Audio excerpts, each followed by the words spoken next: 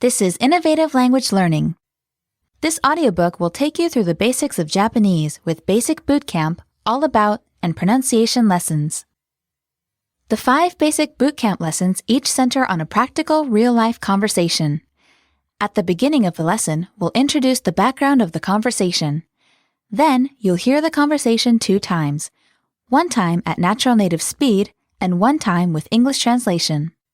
After the conversation, you'll learn carefully selected vocabulary and key grammar concepts. In the 15 All About lessons, you'll learn all about Japanese and Japan. Our native teachers and language experts will explain everything you need to know to get started in Japanese, including how to understand the writing system, grammar, pronunciation, cultural background, tradition, society, and more, all in a fun and educational format. The 5 pronunciation lessons take you step by step through the most basic skill in any language, how to pronounce words and sentences like a native speaker. You'll go from basic concepts to advanced tips and will soon sound like you've been speaking Japanese your entire life. Basic Bootcamp Lesson 1, Self-Introduction, Basic Greetings in Japanese. Welcome to Basic Bootcamp. This 5-part series will help you ease your way into Japanese. Boot camp sounds a bit scary. Yeah, I'm sure it does have that image, but Naomi-sensei, we promise you it's not.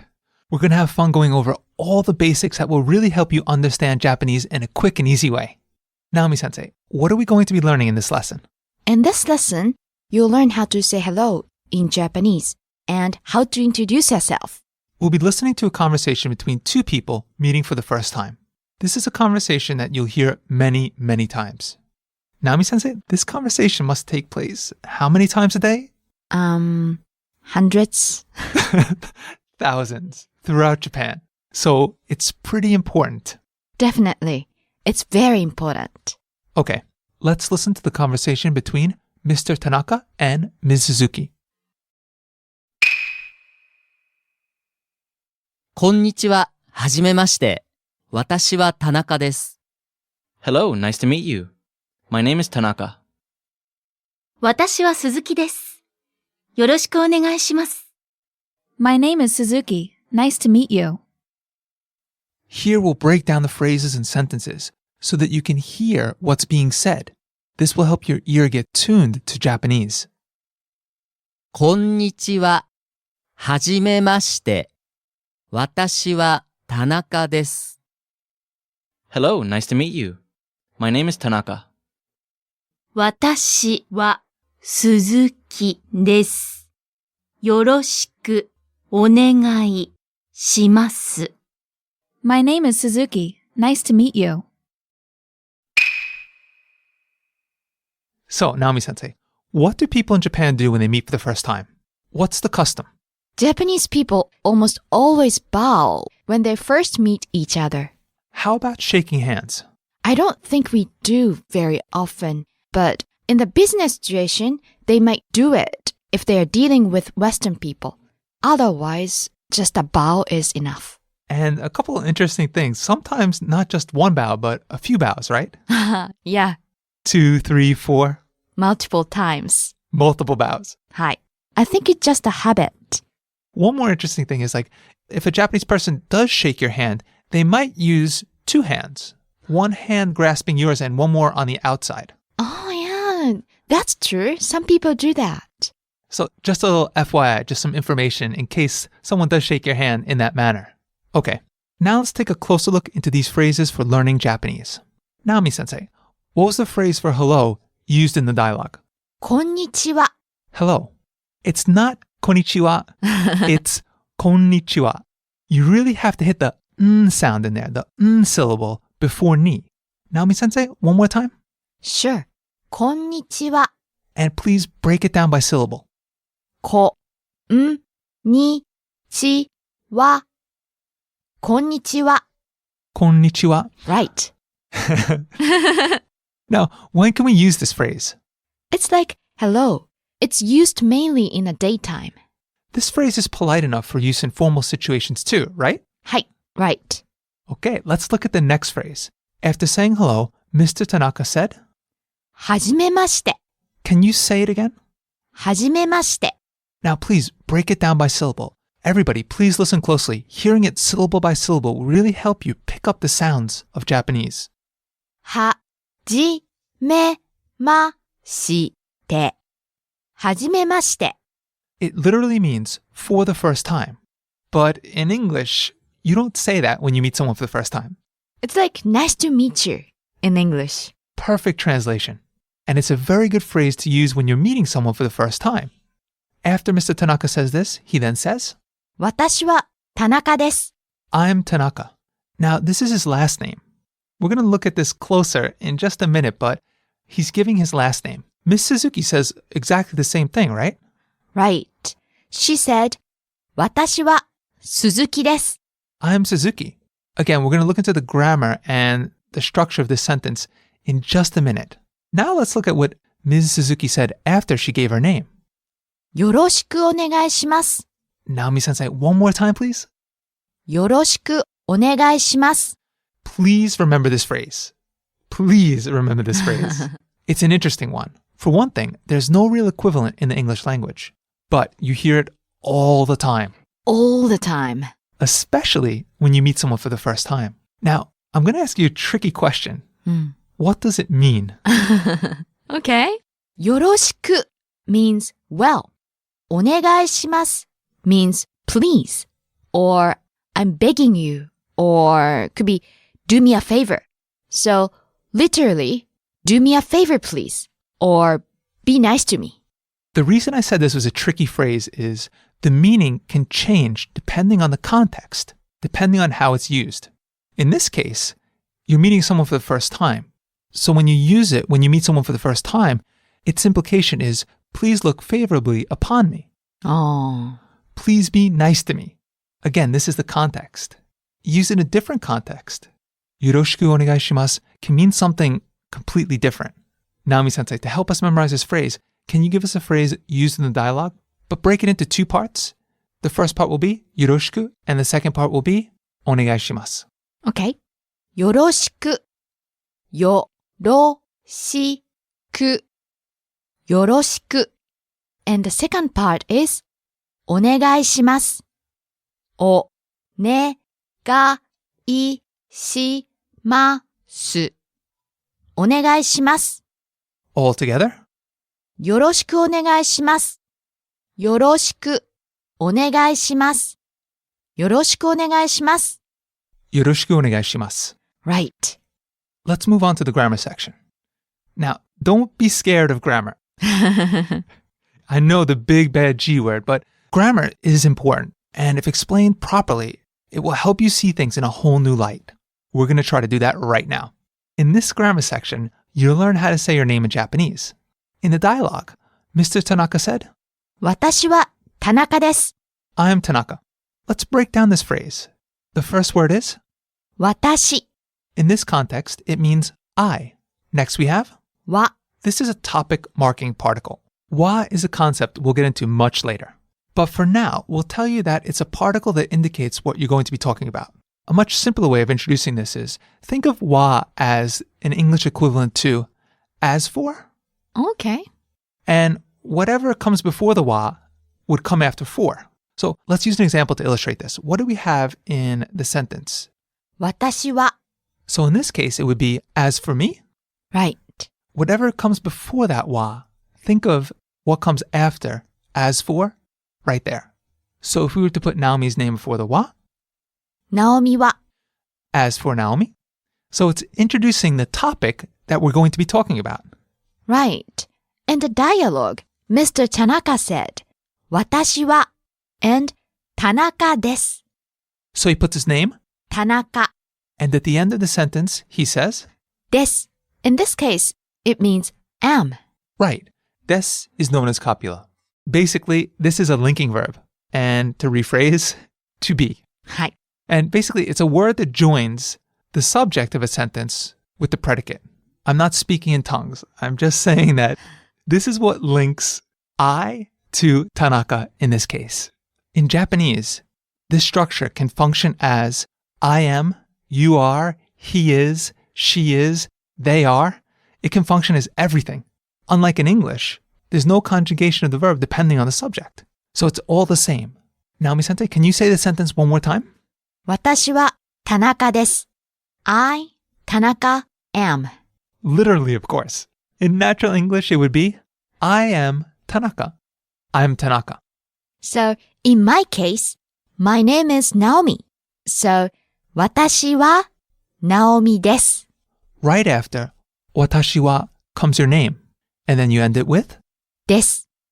watashi wa Peter desu. I'm Peter. My name is Peter.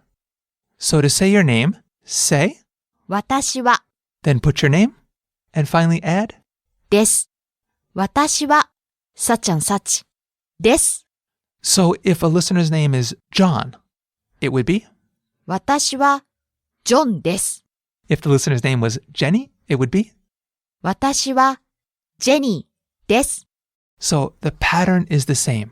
Right. In the conversation, Mr. Tanaka said, 私は田中です。 I'm Tanaka. My name is Tanaka. And Ms. Suzuki said, 私は鈴木です。 please note here, Tanaka and Suzuki are last names. Right. In a polite situation, it's very common to give only your last name. Other people will refer to you by your last name too. But in informal situations though, I think it's okay to use your first name. Another thing that is important to know is that name order in Japanese is the opposite of name order in English. That's right. So if my last name is Tanaka, my name would be Tanaka Naomi. Last name, first name. But something to keep in mind is that Western names usually keep their Western order, even when used in Japanese. So you don't need to worry about changing the order. So in my case, my name is Peter Galante. So that would be, watashi wa Peter Galante desu. Of course, if I wanted to follow the Japanese way, I could say, watashi wa Galante Peter desu. I'm Galante Peter. And one more thing, when you look at the romaji for desu, it's spelled D-E-S-U, desu, but u at the end is silent. It's not pronounced as desu, but des. That's a great pronunciation tip. And this doesn't only occur in the word desu. You'll find that when u comes at the end of a word in Japanese, they're often silent. Naomi-sensei, I could think of one other example right from the dialogue. Nani? What is it? Onegaishimasu. Oh, right. If you look at the kana, and if you look at it, it's esu, so it's su. So if you're reading it without knowing that the final u is usually silent, you would read it onegaishimasu, but it's usually pronounced お願いします。 silent u. Okay, so since it's the first bootcamp lesson, why don't we introduce ourselves using this lesson's vocab and grammar? Excellent idea. こんにちは。はじめまして。私はナオミです。Hello, nice to meet you. I'm Naomi. 私は Peter Galante です。よろしくお願いします。I'm Peter Galante. Nice to meet you. So, how was your first Japanese basic bootcamp lesson? Hope we didn't work you too hard. Join us next time as we learn more about the basics. じゃあまた。See you! Listen to the entire conversation once again. こんにちは。はじめまして。私は田中です。Hello, nice to meet you. My name is Tanaka. 私は鈴木です。よろしくお願いします。My name is Suzuki. Nice to meet you. Here we'll break down the phrases and sentences so that you can hear what's being said. This will help your ear get tuned to Japanese. こんにちは。はじめまして。私は田中です。Hello, nice to meet you. My name is Tanaka. 私は鈴木です。よろしくお願いします。My name is Suzuki. Nice to meet you. Basic Bootcamp Lesson 2. Basic Japanese. Nationality, to be, basic sentence structure. Hi everyone, welcome to Basic Bootcamp. This 5-part series will help you ease your way into Japanese. We'll go over all the basics that will really help you understand Japanese in a quick and easy way. In this lesson, you'll learn how to talk about nationality. You'll also learn more about des, the equivalent of the verb to be in English. And this is really going to help you make simple sentences. Naomi-sensei, what do you say we start with a recap of the previous lesson, Basic Bootcamp Lesson 1? Basically, what we want to cover here is the sentence structure. What do we have? 私は such and such です。 I am such and such. Right. In the case of you, it was 私はナオミです。 I am Naomi. And for you? 私はピーターです. I'm Peter. We're going to expand on this today. In the previous lesson, we changed the names. I'm Naomi. I'm Peter. I'm Tanaka. I'm Suzuki. In this lesson, we're going to introduce nouns. Nationalities. So, as with the previous lesson, we're going to listen to a conversation between two people. And interestingly enough, Naomi-sensei, the conversation is between you and me. Oh. But the voice actors are different. Yes. So please have a listen. Here we go. こんにちは。私はナオミです。日本人です。Hello, I'm Naomi. I'm Japanese. こんにちは。私はピーターです。アメリカ人です。Hello, I'm Peter. I'm American. One time slowly. こんにちは。私はナオミです。日本人です。Hello, I'm Naomi. I'm Japanese. こんにちは。私はピーターです。アメリカ人です。Hello, I'm Peter. I'm American. Naomi-sensei, one thing that I think is interesting is that when you study Japanese, you're bound to meet people who come from countries all over the world that are studying Japanese too.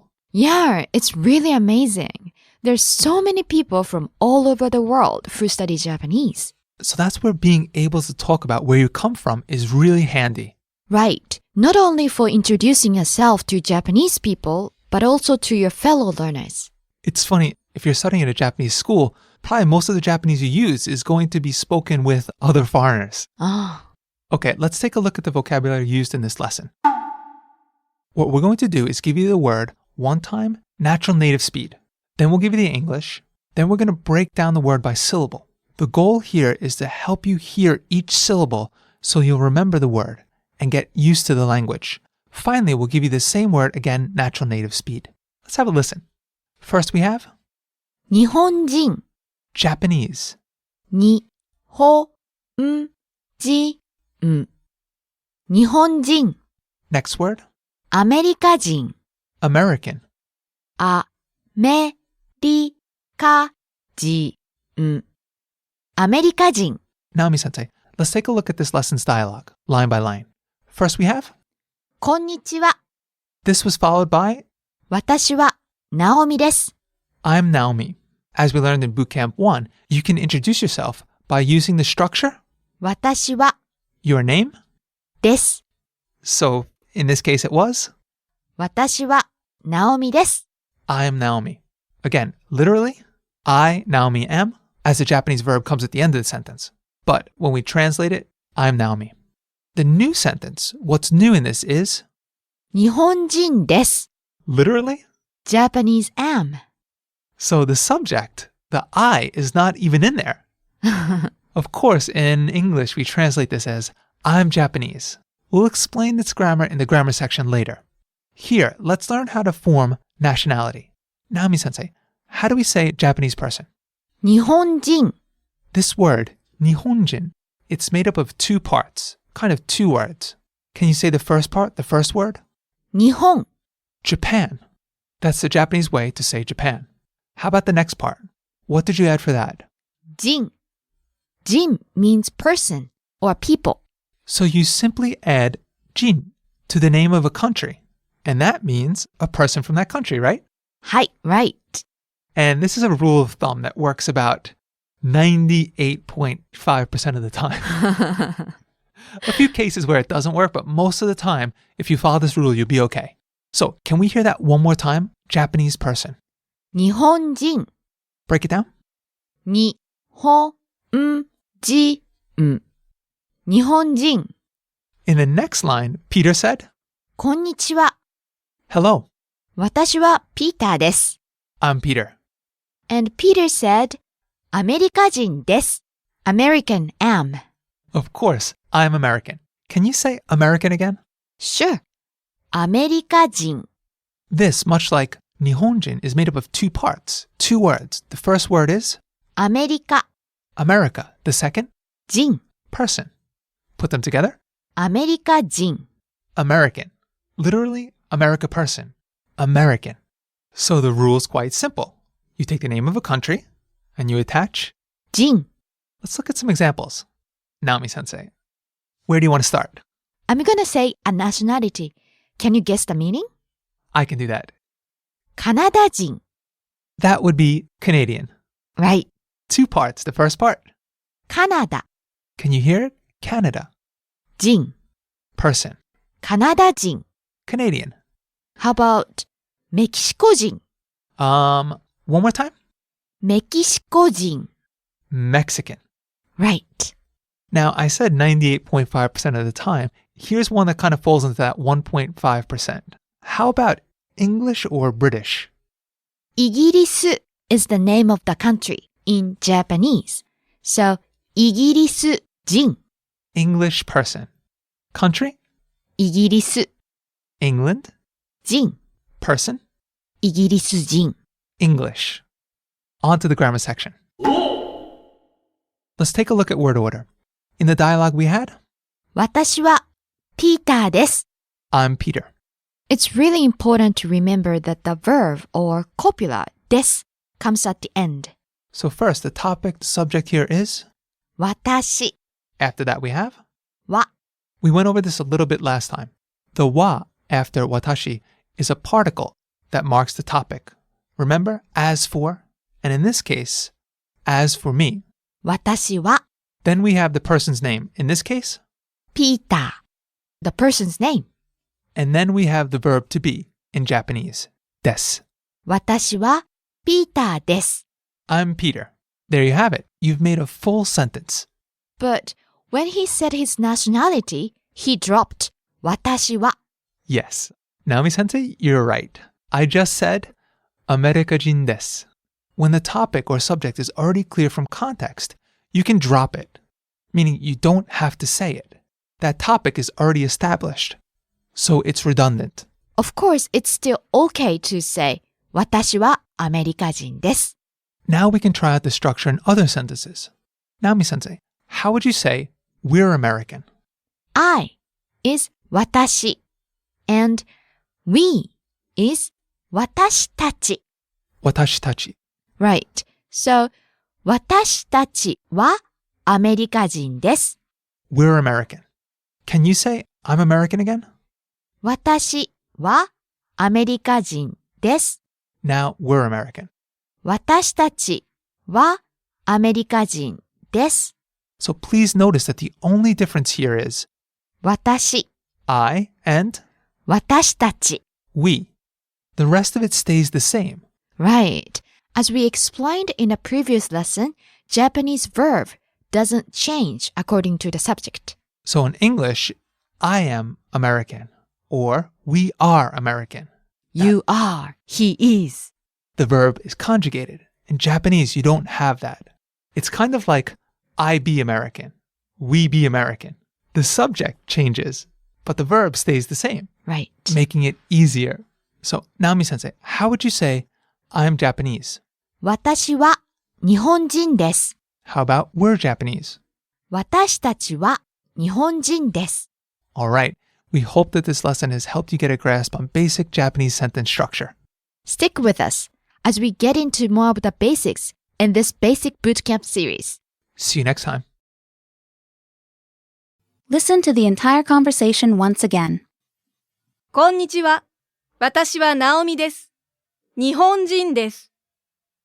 Hello, I'm Naomi. I'm Japanese. こんにちは。私はピーターです。アメリカ人です。Hello, I'm Peter. I'm American. One time slowly. こんにちは。私はナオミです。日本人です。Hello, I'm Naomi. I'm Japanese. こんにちは。私はピーターです。アメリカ人です。Hello, I'm Peter. I'm American. Basic Bootcamp Lesson 3 Useful Phrases for Learning Japanese. Welcome to Basic Bootcamp. This 5-part series will help you ease your way into Japanese. We'll go over all the basics that will get you on the right track to learning Japanese quickly. In this lesson, you will learn several essential phrases to use in Japanese to help you learn Japanese. Using Japanese to learn Japanese. Right. You can use the phrases in this lesson when you're at a loss for words or couldn't catch what was said. With these phrases, you can ask anyone, anytime, how to say something, as well as ask someone to repeat themselves. Right. Using Japanese to learn Japanese can help you improve much faster. This lesson's conversation takes place at a restaurant. The first speaker is a foreigner. Marvin doesn't know how to say soy sauce in Japanese. So he points to the soy sauce and asks the waitress a question. Let's have a listen. すみません。Excuse me, これは日本語で何ですか？ how do you say this in Japanese? 醤油、 Soy sauce. すみません。もう一度お願いします。Excuse me, could you say that one more time, please? 醤油、 Soy sauce. すみません。 Excuse me, ゆっくりお願いします。 could you say it slowly, please? 醤油、 Soy sauce. One time slowly. すみません。 Excuse me, これは日本語で何ですか？ how do you say this in Japanese? 醤油、 Soy sauce. すみません。もう一度お願いします。 Excuse me, could you say that one more time, please? 醤油、 Soy sauce. すみません。 Excuse me, ゆっくりお願いします。 could you say it slowly, please? 醤油、 Soy sauce. So soy sauce is shoyu in Japanese. Right. 醤油ですね. And these phrases in this lesson dialogue are very useful. These are the phrases to use when you can't find the right word or can't catch what someone else has said. So let's take a look at the vocabulary and phrases for this lesson. Again, one time natural native speed, then we'll give you the English, then we're going to break it down, tune your ears to the Japanese. Finally, one more time, we'll give you the entire phrase or word at natural native speed. Naomi-sensei, onegaishimasu. First, we have a phrase. すみません. Excuse me. すみません. すみません. Next word, 日本語. Japanese language. にほんご. 日本語. Next word, なん. what? An interrogative. なん. なん. Next, we have a phrase. もう一度お願いします. Once more, please. もう一度お願いします. もう一度お願いします. And finally, we have another phrase. ゆっくりお願いします. Slowly, please. ゆっくりお願いします. Let's take a closer look into these phrases for learning Japanese. Naomi-sensei, first, let's look at すみません. You'll hear and use this phrase all the time. Right. It means excuse me or I'm sorry. It's one of the best phrases to know because you can use it in multiple situations. First, when can we use this? It's like English excuse me. We say すみません when we are trying to get someone's attention. So maybe when you want to tell or ask them something, you can use this. In a dialogue, we use it before asking a question. Can you say the phrase again? すみません. Okay, so you ask the question, you get an answer. But if you're still just starting out in Japanese, chances are you might not be able to catch the word right away. I think that happens a lot. In that case, our next phrase, お願いします, comes in handy. Can you say it one more time? お願いします。As we touched on in Bootcamp Lesson 1, お願いします means please. Now, not to be confused with よろしくお願いします. お願いします by itself means please and can be used for asking somebody for something or asking someone to do something. If you want someone to repeat themselves, you can say もう一度お願いします。Literally, once again, please. Let's break down that phrase. First we have もう一度。 one more time, once again. も in this case means more, and 一度 means one time. If you look at the word 一度, it literally means just that. 一 means one, and ど means time. 一度, one time. And then we end it with お願いします。 Please. Literally, one more time, please. And the listener saying it is implied. One more time, please. Please say it one more time. Say it. The action is implied by the speaker and inferred by the listener. Can we hear the phrase all together once more? もう一度お願いします。もう一度. One more time. お願いします. Please. もう一度お願いします. Once again, please. So the person will repeat the phrase for you. However, Naomi-sensei, what if they say it at the same speed and you still can't catch it? We have a phrase for that too. ゆっくりお願いします。 Slowly, please. In this case, while we translate it as slowly, please, what's implied by the speaker? Can you say? So it's a shortened way. Slowly, please. But can you say it slowly, please? Let's break down this phrase. Naomi-sensei, what's the first word? ゆっくり。ゆっくり Means slowly. After that we have お願いします。 please. This is the same phrase we saw before in もう一度お願いします。 See how useful お願いします is? You really need to put this one to memory. So can we hear the whole phrase again? ゆっくりお願いします。 Okay, so now we've got two ways to ask for something to be repeated. On to the grammar section. In this lesson's grammar section, you'll learn the phrase, how do you say something in Japanese? In the dialogue, the first speaker is holding the soy sauce and says, これは日本語で何ですか？ What's this in Japanese? With this phrase, you'll be able to learn a lot of Japanese while practicing your Japanese at the same time. Let's break down the sentence. これ This, は topic marking particle. Remember, as for, and in this case, as for this, 日本語で means in Japanese. Two components to this. First, 日本語 Japanese language. で This is a particle that marks a tool, and the tool here is the Japanese. So we translate this as in Japanese. So we have, as for this, in Japanese. Next we have, なん what です isか？ question marking particle. So if we put it all together, Naomi-sensei, これは日本語で何ですか？ it literally means this in Japanese, what is? Of course, in natural English, what is this in Japanese? Or how do you say this in Japanese? Can we hear the sentence one more time? これは日本語で何ですか？これは日本語で何ですか? How do you say this in Japanese? Right. これ means this, but you can put the actual English word instead of これ。For example, coffee は日本語で何ですか？ how do you say coffee in Japanese? American は日本語で何ですか？ How do you say American in Japanese? Naomi-sensei.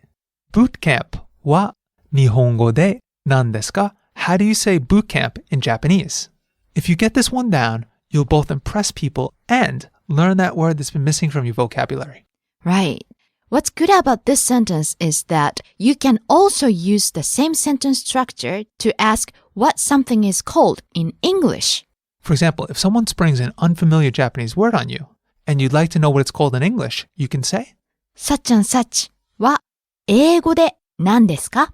say the unfamiliar Japanese word and say, は英語で何ですか？英語 means English.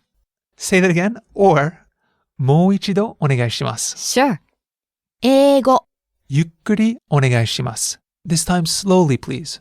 えい語 Eigo. English. Long vowel in there. Not eigo. Eigo. Right. 英語 Okay. So Naomi sensei, can we hear all the phrases we went over one more time? もう一度お願いします。Sure. すみません。 Excuse me. これは日本語で何ですか？ How do you say this in Japanese? もう一度お願いします。 One more time, please. ゆっくりお願いします。 Slowly, please. Alright, so remember, if you get stuck, you have these phrases to help you out. There's nothing more important than applying the Japanese you know. And there's nothing to be worried about. See you next time for more Bootcamp Japanese. Listen to the entire conversation once again. すみません。 Excuse me, これは日本語で何ですか？ how do you say this in Japanese? 醤油、 Soy sauce. すみません。もう一度お願いします。 Excuse me, could you say that one more time, please? 醤油、 Soy sauce. すみません。 Excuse me, ゆっくりお願いします。 could you say it slowly, please? 醤油、 Soy sauce. One time slowly. すみません。 Excuse me, これは日本語で何ですか？ how do you say this in Japanese? 醤油、 Soy sauce. すみません。もう一度お願いします。 Excuse me, could you say that one more time, please? 醤油、 Soy sauce. すみません。 Excuse me, ゆっくりお願いします。 could you say it slowly, please? 醤油、 Soy sauce. Basic Bootcamp Lesson 4. Counting 1 to 10. Welcome back to Basic Bootcamp. This 5-part series will help you ease your way into Japanese. We'll go over all the basics that will really help you understand Japanese more quickly and effortlessly. Yeah, it's fun. We promise. In this lesson, you'll learn one of the essentials in Japanese, or any language for that matter. Numbers. In this lesson, we'll teach you the numbers from 1 to 100. A lot. Numbers always sound scary because there are just so many of them. However, You don't need to worry. Japanese numbers are very simple. It's all about patterns. that's right. Once you know the numbers 1 to 10, you can count all the way up to 99. How easy is that? Very. And we'll teach you how to do that. Let's start with the basics. We're going to listen to a conversation Where does our conversation take place? at the gym. It's quite boot camp-like, isn't it? It is. It looks like Kazuki is working out at the gym and is counting to keep track of his progress. Sounds great. Let's give it a listen.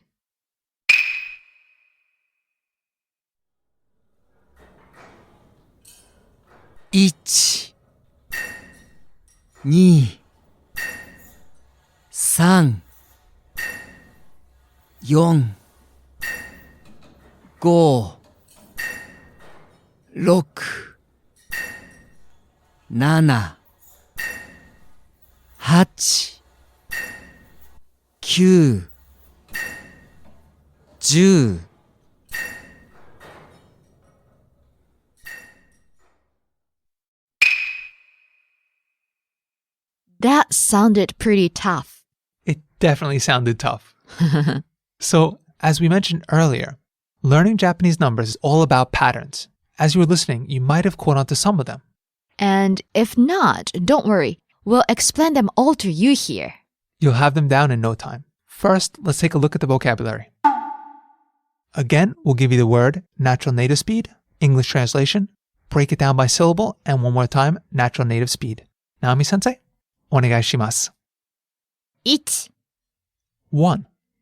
1、1、 Next. 2、 2. 2、2、 Next. 3、 3. 3、3、 Next. 4、 Or 4、 4. For today, we'll stick with 4、4、4、 Next. 5、 5. 5、5、 Next. 6、 6. 6、6、 Next. 7、 Or 7、 7. Let's stick with 7、 for this lesson.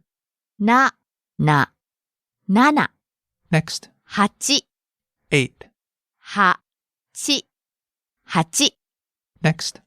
9、 Or 9、 9. In this lesson, we'll stick with 9、9、9、 next. 10、 10. 10、10。 Okay, listeners, it's time to shine. So here's what we want you to do. No matter if you're at home, on the subway, in your car, wherever you are, we want you to talk to yourself out loud. Now, you might get some weird looks, but don't worry. It's for a good cause. You're going to repeat the numbers that Naomi Sensei says. That's going to be the quickest way for you to learn. Okay, here we go. I'll read the numbers out loud and give you time to repeat each one after me. Ready? 1、2、3、4、5、6、7、8、9、10。 Let's do that one more time. もう一度お願いします。1、2、3、4、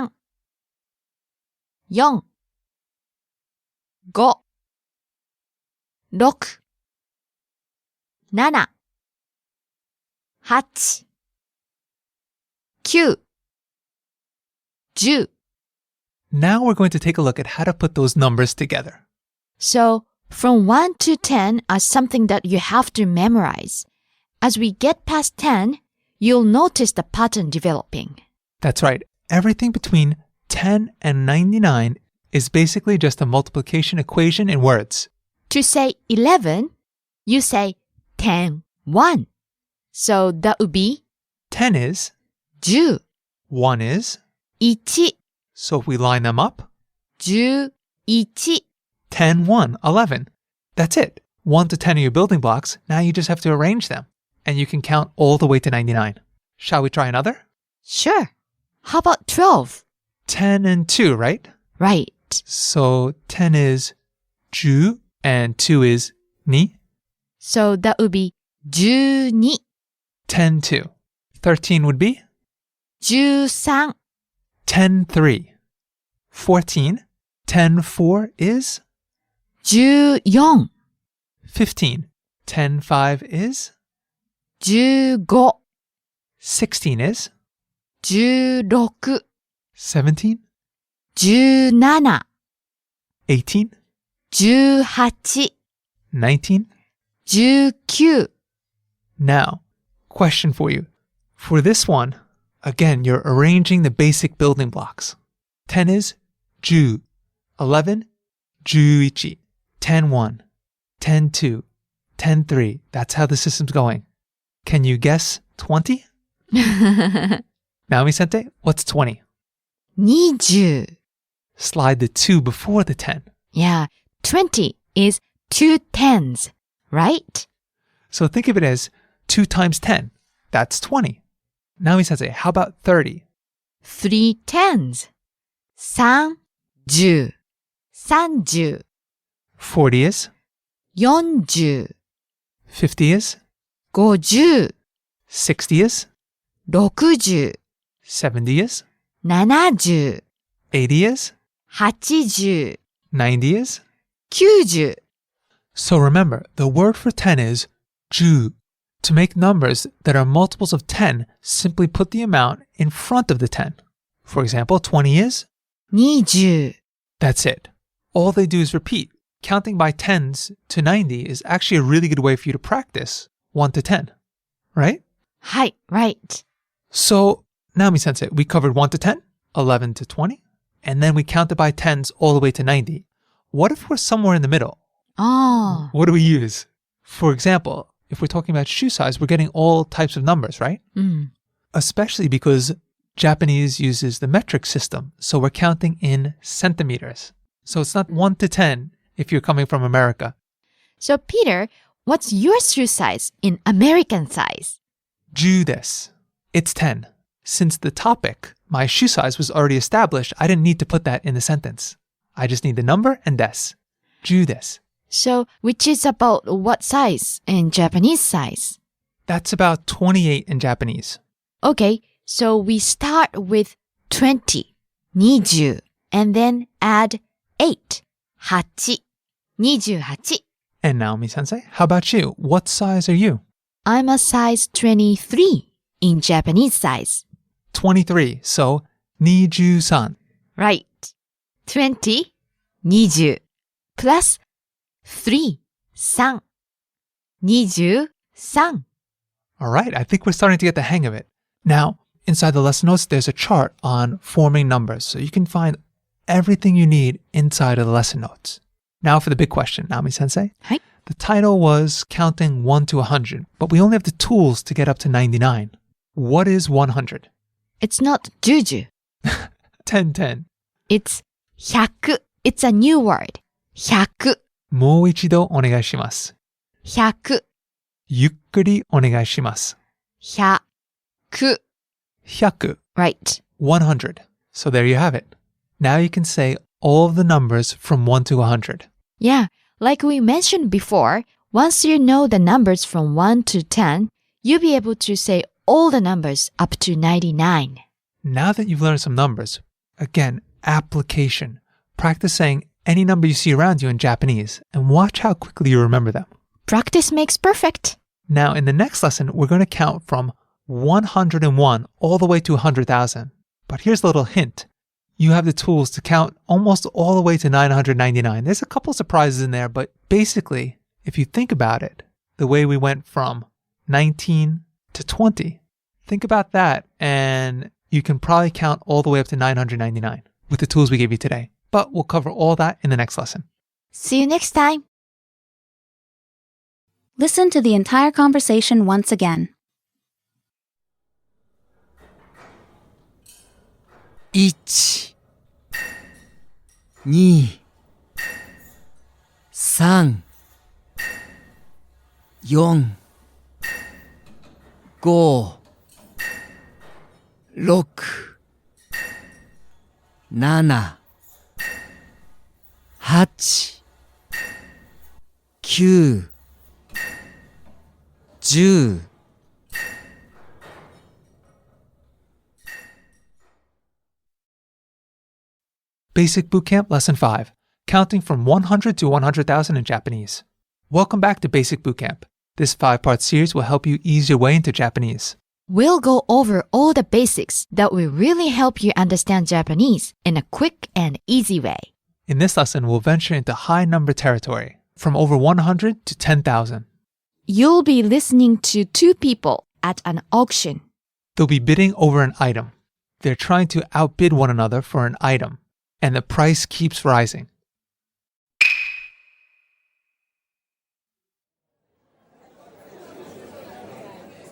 And here we have a beautiful vintage comic book.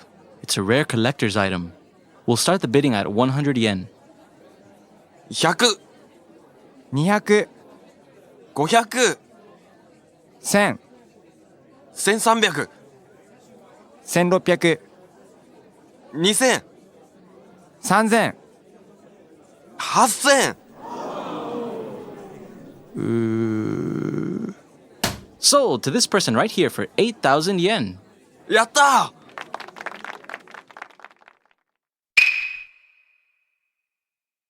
Naomi-sensei, poor Kazuki, he walked away with nothing.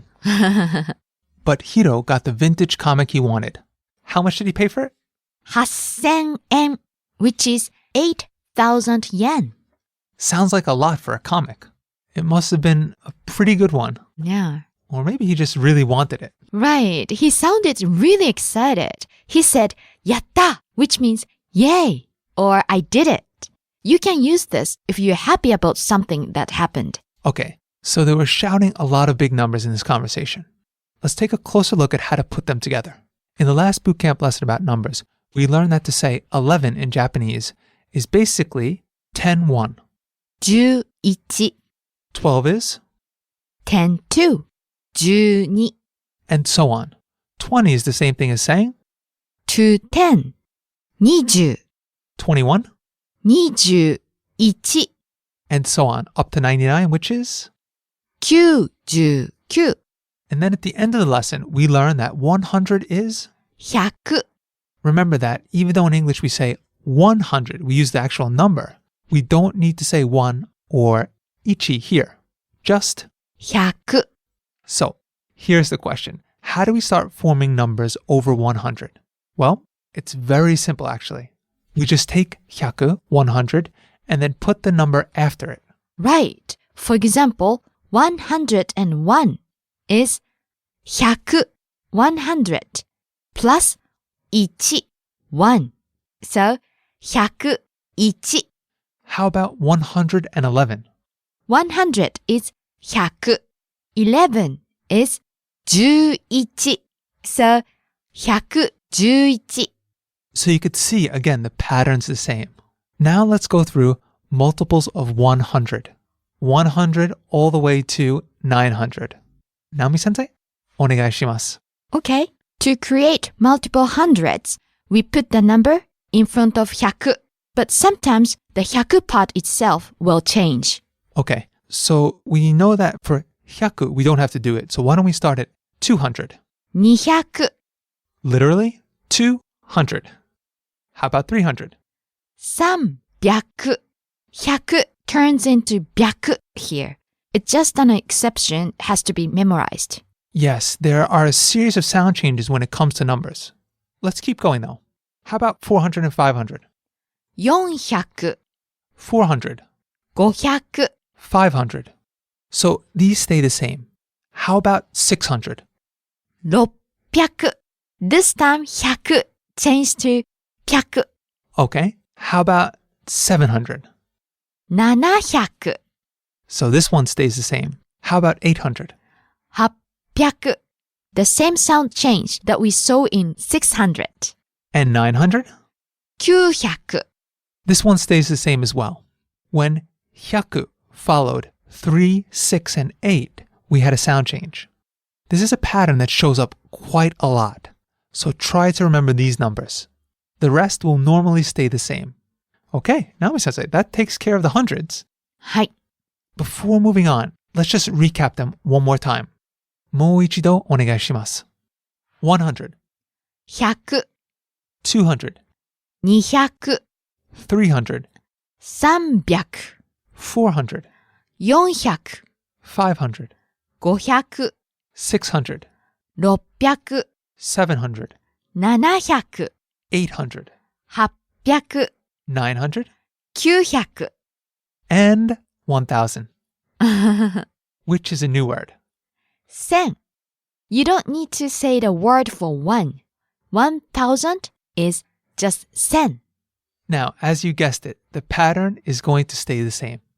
Let's go to 2000, 2000 3000. 3000 One more time, break down. 3000 Here 1000 changes into zen. 4 and 5,000. 4000 4,000, 5000 5,000, 6,000. 6000 This time it doesn't change. So you have to memorize this one too. Okay, 7,000, 7000 8,000. 8000 So here the hachi turns into. Ha So that one you're going to have to memorize. 8000 Next we have. 9000 9000 So we only had 2 exceptions that time. And we heard these in the conversation. Can we hear them one more time, Naomi-sensei? Yukkuri onegai shimasu. Slowly, please. 3000 Literally, that's 3,000. How about 8,000? 8000 Now, before we go, let's introduce a complex number so that we could see how it's all put together. Up until now, we've been using clean numbers. Clean numbers. Yeah, well, very easy numbers. 3,000, 4,000. Let's just pick a random number, but one that's a little more complex. How about 3,592? Okay. Which is by our definition a dirty number. So we start out with 3,000, 3,500 500, 92. 92 Put it all together. 3,592 3,592. And there it is. These are the building blocks for you to count all the way from 1 to 10,000. Just keep in mind the few exceptions and you'll be set. Now, we did say that we'd go up to 10,000, so let's talk about that number for a moment because it's important. Yes, because in English, you can just say 10,000. But in Japanese, we have a separate word for 10,000. That's right, and because it's different from English, this concept can be a little confusing at first. What's the word for 10,000? 1,000,000. Ichiman means 10,000. And note this time, we need the word for one, ichi. 1,000,000. So let's go over the key words from this lesson. First, what's 100 again? 100. 1,000 1000.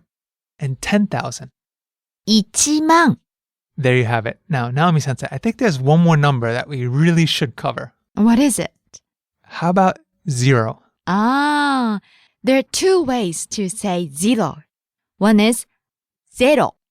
Another is 0. Two ways to say 0, just in case you needed them. And the reason we went all the way to 10,000 is because of the Japanese currency, the yen. The way it works here is 10,000 is equivalent to about 100 US dollars at this current point in time.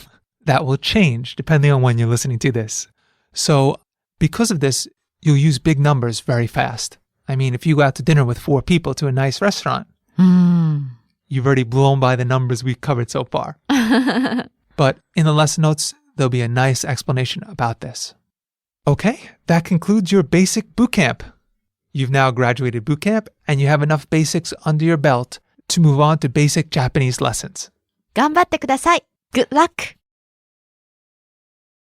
Listen to the entire conversation once again. And here we have a beautiful vintage comic book. It's a rare collector's item. We'll start the bidding at 100 yen. 100、 200、 500、 1000、 1300、 1600、 2000、 3000、 8000。 Sold to this person right here for 8,000 yen. やったー！ This track contains all the dialogues you've listened to in the individual lessons. Use this track to immerse yourself in real-life situations while practicing the language. Lesson 1. こんにちは。はじめまして。私は田中です。Hello, nice to meet you. My name is Tanaka. 私は鈴木です。よろしくお願いします。My name is Suzuki. Nice to meet you. Here we'll break down the phrases and sentences so that you can hear what's being said. This will help your ear get tuned to Japanese. こんにちは。はじめまして。私は田中です。Hello, nice to meet you. My name is Tanaka. 私は鈴木です。よろしくお願いします。My name is Suzuki. Nice to meet you. Lesson 2. こんにちは。私はナオミです。日本人です。Hello, I'm Naomi. I'm Japanese. こんにちは。私はピーターです。アメリカ人です。Hello, I'm Peter. I'm American. One time slowly.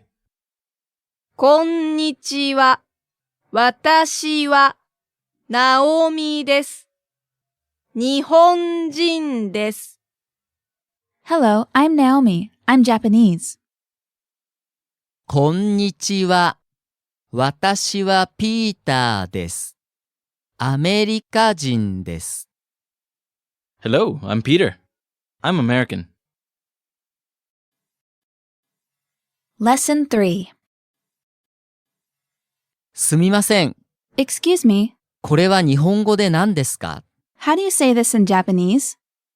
醤油、 Soy sauce. すみません。もう一度お願いします。Excuse me. Could you say that one more time, please? 醤油、 Soy sauce. すみません。 Excuse me. ゆっくりお願いします。Could you say it slowly, please? 醤油、 Soy sauce. One time slowly. すみません。 Excuse me. これは日本語で何ですか？ How do you say this in Japanese? 醤油、 Soy sauce. すみません。もう一度お願いします。Excuse me. Could you say that one more time, please? 醤油、 Soy sauce. すみません。 Excuse me. ゆっくりお願いします。Could you say it slowly, please? 醤油、 Soy sauce. Lesson 4.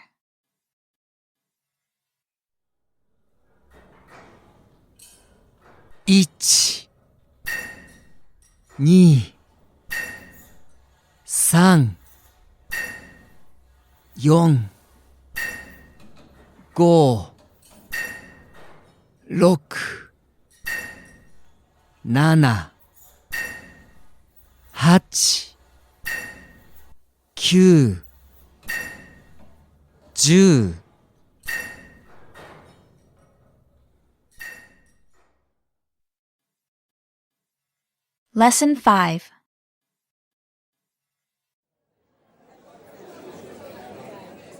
And here we have a beautiful vintage comic book. It's a rare collector's item. We'll start the bidding at 100 yen. 100、 200、 500、 1000、 1300、 1600、 2000、 3000。 8000。 Sold to this person right here for 8,000 yen. やったー！ So as you can see, the meaning can drastically change depending on whether the consonant is single or double. We can also have a double N sound as well, like But this one doesn't have a small tsu. Let's illustrate this with an example. The word 女. has two N's in the middle, and it means woman. If you are reading the Roman alphabet, it might be confusing. ONNA is not, 女. but rather, On. All About Japanese Lesson 1, Introduction to Japanese and the Top 5 Reasons to Study. Konnichiwa. My name is Peter Galante, and I'll be your friendly neighborhood non-Japanese guide to everything Japanese. And I'm Naomi, here as the Japanese native to help along the way. That's right. This lesson is all about your home and native land. Yes, and yours too, Peter. Well, kind of.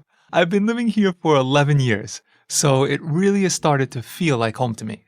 So, we're here to teach you the ins and outs of the wonderful Japanese language. Yes, Japanese is a really unique language in a lot of ways. From the writing system To the grammar, to the slang. everything. It's truly a beautiful language with a rich history and intriguing culture to match. Linguistics section. So Naomi-sensei, はい. I have some questions for you. What is it? All right, first question. What language family does Japanese belong to? That's actually a really good question because it's something that linguists have been arguing over for a long time. Yeah, I think some say it's a language isolate. Basically, its own language. And some say it belongs to the Altaic language family. So it's something that's really hard to pinpoint the origins of. So if you know somebody who's into linguistics, you can impress them with Altaic language. For most of us, including me, this is probably the first and last time I'll come across this. Right. But these days, there are around 130 million speakers of Japanese. That's a huge number. Right. Apparently, that puts it in the top 10 lists of languages based on number of native speakers. Japanese also boasts a really unique writing system. Naomi-sensei, can you tell us more about that? Sure. Basically, there are 3 different alphabets. I guess we can call them that. Count them, 3. But don't let that scare you off. 2 of them are really easy.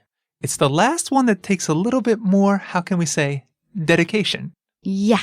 The Chinese characters, right? Right. The 2 native Japanese alphabets are Hiragana and katakana. Japanese has also borrowed thousands of characters from the Chinese language and adopted them as their own. And each Chinese character has its own meaning. This is a really fascinating topic, but we'll cover the writing system more in depth in the next lesson. Okay, now let's talk about pronunciation for a moment. Ah, yes, pronunciation. I'll tell you right now that Japanese pronunciation is actually not that difficult at first. At first, right. And Japanese vowels are really simple. Not like English. You have so many different ways to say one vowel, right? Yeah, with Japanese, there's only one pronunciation. You just say it as you see it. Now, I've heard that the vowels in Japanese are comparable to those found in Spanish or Italian in this sense. Oh, interesting. We'll actually have a series for Japanese pronunciation. In those lessons, you'll learn more about Japanese pronunciation. At first, you'll get the hang of it, I think relatively quick. But actually, to get your pronunciation perfected like that of a Japanese person, that's a little bit tricky. I agree. About the motherland. Naomi-sensei, we're going to be talking about your motherland. Oh, yeah. So how about going over a bit more about Japan itself? Naomi-sensei, Japan and the Japanese language have a long history behind them, right? Yes. And at the same time, it's one of the most technologically advanced countries in the world. There's a great mix of traditional culture and cutting-edge technology.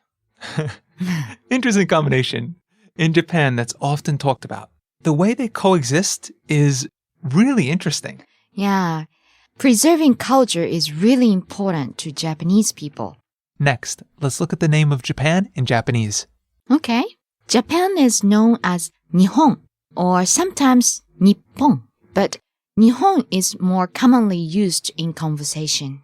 It's written with 2 Chinese characters meaning sun and origin. That's why it's often referred to as Land of the Rising Sun. Right. I've heard it's because Japan is located to the east of China, and the sun rises in The East. Right. As you may probably know, the relationship between Japan and China goes back many years. When Japan officially sent envoys to China, Japan refers to oneself as the land of the rising sun. That's the beginning of the name. See, that makes perfect sense. Naomi-sensei, who can resist the lure of Japanese? Are you ready? Okay. We're going to give you the top 5 reasons why you should study Japanese. Starting with number 5. To communicate with Japanese people. Whether it's Japanese friends, family members, people you meet when traveling, it doesn't matter. Japan is one of the top 10 languages in the world based on number of speakers. That's over 130 million people. So, that's a lot of people to converse with. Okay. Number 4. Japanese pronunciation is easy. Asterisks at first. Japanese is pronounced just as the way it looks, so you can start speaking right away. Okay. How about number 3? Learn more than just the language. Learning Japanese will give you great insight into the world of Japanese culture that you just can't get any other way. By learning how the language works, you'll learn more about how the culture works. How about number 2? Japanese is fun. Japan has a lot to offer in the way of pop culture. Fun and interesting movies, music, TV shows, comics, anime, manga, games, you name it. Learning Japanese will give you even greater access to the rich world of Japanese pop culture. And the number one reason you should learn Japanese is Studying Japanese is healthy and it makes you smarter. healthy and makes you smarter? What does it mean? Naomi-sensei, it's unbelievable. Recent scientific data actually shows that studying a second language prevents or holds off Alzheimer's disease. Ah, I've heard about it. Right? Also, other age-related diseases. At the same time, it increases your memory,へえ。 which helps you stay sharper and actually increases your attention span. へえ。 So that's the healthy part. Okay. It makes you smarter by increasing your critical thinking skills. What do you mean? Well, when you do critical thinking, you approach different problems. So when you study Japanese and you learn to think in a different way, this helps you think of different approaches. Okay. And this will actually increase creativity, Wow, that's a good news. right? So makes you healthy, keeps you healthy, and makes you smarter. So a couple number one reasons. That's really amazing. And that's why you have to study Japanese. Yeah. Okay, everybody. So are you ready? Get out your pen and notebook. Grab your iPod, Fire up your computer. whatever you use to study. And get ready for some Japanese lessons straight from the heart of Tokyo, Japan. And we'll see you next time. See you. All About Japanese Lesson 2. Learn the Japanese writing system. Hi everyone, welcome back. In this lesson, Naomi-sensei and I are going to explain a little bit more about one of the most unique aspects of Japanese, the writing system. That's right. There are a lot of things that we are going to cover in the lesson. Definitely, the Japanese writing system has actually been called the world's most complex. But that's where we come in. We're here to make the trip through it easy and fun. Let's start with the basics. Japanese has 2 native alphabets. The technical term for this is syllabic scripts. Syllabic scripts. We'll refer to them as alphabets. Okay. So the 2 native Japanese alphabets are Hiragana and katakana. They each have their own purpose and usage. These scripts or alphabets are referred to collectively as kana. First, before we go on, let's explain what syllabic means. Japanese doesn't use letters. It uses syllables. These syllables are usually made up of 1 consonant and 1 vowel, but some of them contain only 1 vowel. Now, Japanese has a lot fewer sounds than English. There are only 5 vowels and only 14 basic consonants. So these syllables are all different combinations of these 5 vowels and 14 basic consonants. Altogether, there are 46 syllables. If you can make all 46 of these sounds, you can speak Japanese. Yeah, you can say that. So, hiragana and katakana both have 46 syllables each. Hiragana is used for grammatical elements, words that don't have Chinese characters, or kanji, or for words where the kanji is too difficult to read. Now, we're going to use kanji and Chinese characters interchangeably. The reason is, the Japanese word for Chinese characters is? Kanji. So we may use Chinese characters, we may use kanji, same meaning. Right. Kanji that are hard to read, even for native speakers, will sometimes have hiragana written over them. So you'll see the kanji with small kana corresponding to the reading of that kanji above it. It's called furigana. It's really useful for when you're first learning kanji, or when you come across kanji with difficult readings. But more about that later. Okay. The next syllabic script is katakana. Katakana looks a little different from hiragana. Katakana are boxier. Boxier, right. Katakana has sharp changes and sharp angles. Whereas hiragana is more curvy and flowy. If you take a look at the lesson notes for this lesson, it'll become very clear what we're talking about. So, what are katakana used for? Katakana are mainly used for writing out foreign words. To give you an example, take the words fork, spoon, and knife. These items originally weren't used in Japan, so there was no Japanese name for them. The foreign names were borrowed from English and became part of the Japanese language. Words like these are always written in katakana. I think the easiest example is your name. Peter is written in katakana too, since your name Peter didn't originate in Japan. So, while it's not always the case, a very good rule of thumb, if you see a katakana word, it's usually a loan word. It was borrowed from a foreign language. Sometimes, though, katakana is used for emphasis. I think the same way that italics are used for emphasis in English. Okay, now let's move on to the big gun. Kanji, Chinese character. Kanji, the fun part.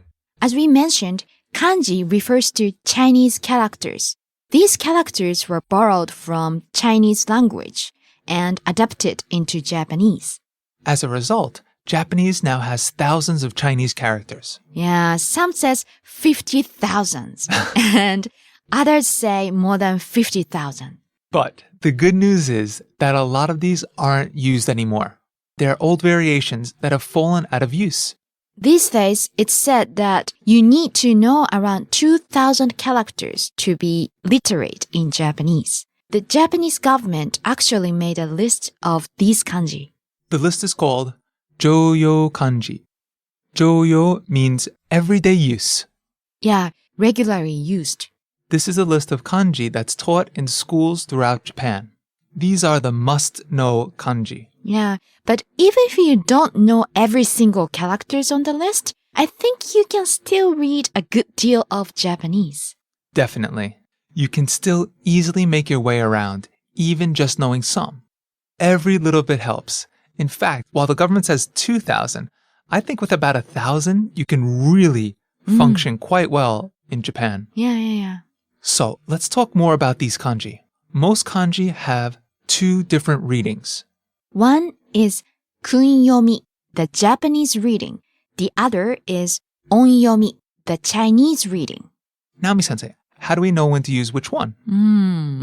It mostly depends on whether the kanji is by itself or is part of a compound. That's usually how you can tell. Of course, there are many exceptions. Lots of exceptions, but a good rule of thumb is if a kanji is by itself, the kunyomi is used. When kanji is part of a compound, meaning more than one kanji character, it's usually the on reading. Right. But of course, this is a rule of thumb and not always the case. Let's talk a little bit about the history of kanji, shall we? Sure. Now, kanji were originally pictures of people, animals, or other things. If you look at examples of early kanji, they look just like the item they represent. Then, as the years went by, they became more and more stylized. Now, these days, a lot of them don't really resemble their meaning, but there are some that still do. For example, Naomi-sensei, the kanji for kuchi, or mouth, it's basically A box shape. right, it looks like an open mouth. Yeah, pictograph, right? The kanji for yama, meaning mountain, is just like shape of mountain. It looks like a skeleton of a mountain. Not that they have bones, but imagine if a mountain had bones and you took an X-ray. You would see one big support of the mountain, and then on the left side and right side, you see two more supports. Okay. I see your point. If you check the lesson notes, I think that image will become very, very clear. So from there, the next step was to start combining these pictures to create more kanji. A lot of the more complex kanji are actually just two or more kanji put together. Right. Nearly all kanji can be broken down. And broken down into components. Now, if that piques your interest, you're going to really like kanji. Beyond the scope of this lesson, this is just an introduction lesson, but if these stories are interesting, you're going to do very, very well with kanji. Now, we touched on furigana a bit earlier, but let's go back to that for a moment. Furigana is hiragana placed over the kanji that tells you how it's read. It will save your life when you start learning Japanese. I totally agree. As long as you know hiragana, you can read any kanji if it has furigana over it. That way, you can learn a lot of new kanji. And the best part is, this is actually the way Japanese learn kanji. Oh, yeah, small kids reading manga. A lot of manga in their original Japanese format have furigana over the characters. Right. So when you're using furigana, you're learning just like a Japanese person. So don't let kanji intimidate you. You have furigana to help you, so it's nothing to be scared of. Once you get the hang of kanji, it gets easier and easier to learn new characters. So, Naomi-sensei, question for you. はい。 What if you don't know any of the Japanese writing systems yet? Then what? That's where Romaji comes in. Romaji, literally Roman characters, Right. is Japanese that is written using Roman letters, the same alphabet that's used in English. This is what students with no prior knowledge of Japanese rely on when they first start studying before they can read kana. Japanese people have to learn Romaji too in school. It's pretty important for several reasons, especially the way technology is evolving. For example, to type in Japanese on a keyboard, you need to know Romaji. I remember learning Romaji when I was a 4th grader. So, are you ready for a quiz about what you just learned? We're going to give you some quizzes about the Japanese writing system. Are you ready? In Japanese, there are 3 types of characters. What are they? Answer? Hiragana, katakana, and kanji, Chinese character. Which of the following alphabets is curvy and flowy? A, Katakana, B, hiragana, C, kanji, Chinese character. The answer is Of course, hiragana. B. Okay, now, which of the following is the boxier alphabet? A, Hiragana, B, kanji, C, katakana. the answer is? C, katakana. Remember, katakana is mainly for foreign words. And kanji are Chinese characters. And there you have it. The Japanese writing system might sound complicated, but it really isn't that bad. A lot of people really have fun learning it. I know I did. It's extremely rewarding. Yeah. So, learn it here with us at JapanesePod101.com. じゃあまた。 All About Japanese Lesson 3. Learn Japanese Grammar. Hi everyone, and welcome to the grammar portion of JapanesePod101.com's All About series. Oh no, not grammar. Now, I'm sure some listeners are having the very same reaction about right now. But we're here to tell you there's nothing to worry about. We've made Japanese grammar so simple that you'll wonder what all the fuss was about. You'll be surprised to learn that in comparison with English or other foreign language, some parts of Japanese grammar are amazingly easy. Easy, you say? I think it's possible. And we're about to show you. Okay, so let's get started. First, what we want to do is take a look at English. If you think for a moment about how English works, you'll be able to see in what ways Japanese is different. For one thing, English is an SVO language. Peter, what does SVO stand for? There you go, you're starting with the acronyms. SVO stands for Subject, Verb, Object. Basically, that means that in an English sentence, the subject always comes first, followed by the verb, and then the object, if there is one. That's how English sentences are put together. Can we have an example? Sure. I eat fruit. That's the English sentence. I is the subject, or the one doing the action.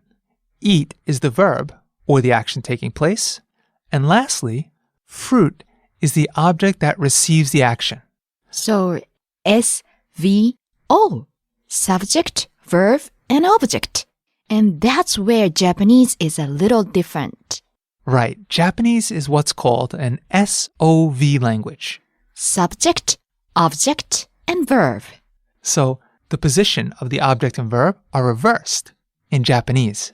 Compared to English, the important thing to notice here is that the verb comes at the end.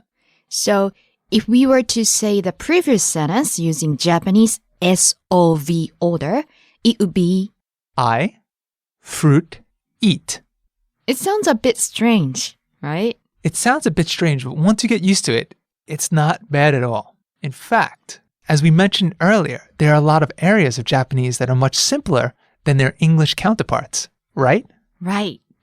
Now we'll go through and show you what some of them are. What we've decided to do is compare Japanese examples to English grammar examples so that you can really see the differences. The next one we'll talk about is tense. Well, first, what is tense? Good question. Tense refers to time, past, present, and future. 3 main tenses. But in Japanese, there are only 2 tenses. Past and non-past. It's called non-past because Japanese uses the same tense for present and future. There's no distinction. So, as long as you have words that specify time, you can easily tell when the action is going to take place. Let's hear some examples. How about a simple sentence? Okay. 私はスーパーに行きます。I go to the supermarket 行きます is the verb, and it means to go. So, Naomi Sensei, that sentence is in the present tense. Right. How do we change it to the future? I will go to the supermarket. It would be the exact same sentence. 私はスーパーに行きます。To make it even clearer that it's in the future, though, you can add a word that tells us when you will go to the supermarket, like 明日、 tomorrow or 来週。 next week. Now, if you have a word that indicates the future in there, then there's no doubt that this action will take place in the future. That's right. But the whole point is that there are less tenses than in English. And for those of you native English speakers who are listening to this, you don't realize how difficult English is. For those of you who have studied English and are listening to this, congratulations.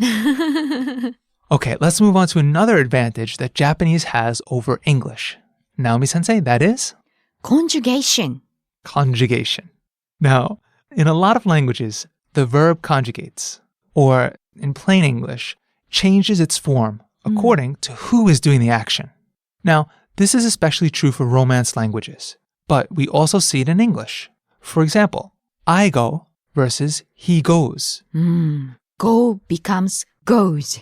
See how the verb changes according to who's doing the action?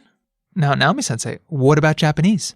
Japanese verb doesn't conjugate according to the subject. So basically, in Japanese, it doesn't matter who is doing the action. The verb stays the same. Naomi-sensei, can we hear some examples? Sure. Now, don't worry about trying to catch every word. Just listen for the verb at the end. It's the same one we mentioned before. 行きます to go. Sample sentence. 私はスーパーに行きます。 I go to the supermarket. ピーターはスーパーに行きます。 Peter goes to the supermarket. The translation changed.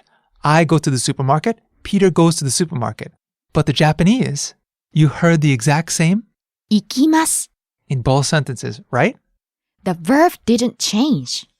And that makes grammar a lot easier for sure. Yes, indeed. All right, on to our next advantage Japanese has over English. In the realm of easiness, let's talk about singulars and plurals. For English, we learned that to make plurals, we add s or es at the end. But when you think about it, there are tons of exceptions. Yeah, like knives, geese, mice, children. I'm kind of getting the feeling you're remembering your childhood studies and the pain you went through to remember these exceptions to the rule. そうですね. Right. Now, in the case of Japanese, it does away with all this completely. Japanese words don't make the distinction between singular and plural. The word for book 本 could refer to one book or two books. or 3 could be million. The word for car 車 could refer to one car or 10. Right. You'll find that it makes things a lot simpler. If you need to specify, say, multiple books or something like that, of course there are ways to count them. But the distinction is not that important that you need to worry about it. Okay, let's switch gears a little bit, shall we, Naomi-sensei? Sure. Let's talk about some areas of Japanese grammar that are really unique. Things that English might not even have. One of the biggest ones is the use of formal and informal language. Now, in English, there are certain phrases that you can use to sound more polite. For example, I'd like versus I want. Oh. But the thing about Japanese is that when you're speaking formally, you use an entirely different set of grammar. There are informal and formal ways to say everything. Usually, when you first learn Japanese, you learn to speak using formal language. It's really interesting how it works though, since English doesn't have any real equivalent. And it gives you good insight into how Japanese culture works too, since you have to speak to certain people in a certain manner. There's one more thing that we'd like to mention. We? You mean me? I'm doing all the talking here now, Naomi-sensei. Okay, something you should know about the Japanese language is that it's a really concise language. The key to sounding natural is leaving out anything that is already understood from context. You don't need to repeat yourself when it comes to the things like the subject. And again, plain English, the person doing the action. The subject, the thing doing the action, often disappears without a trace once it's been made clear. On the contrary, if you keep stating the subject every time, it will start to sound unnatural.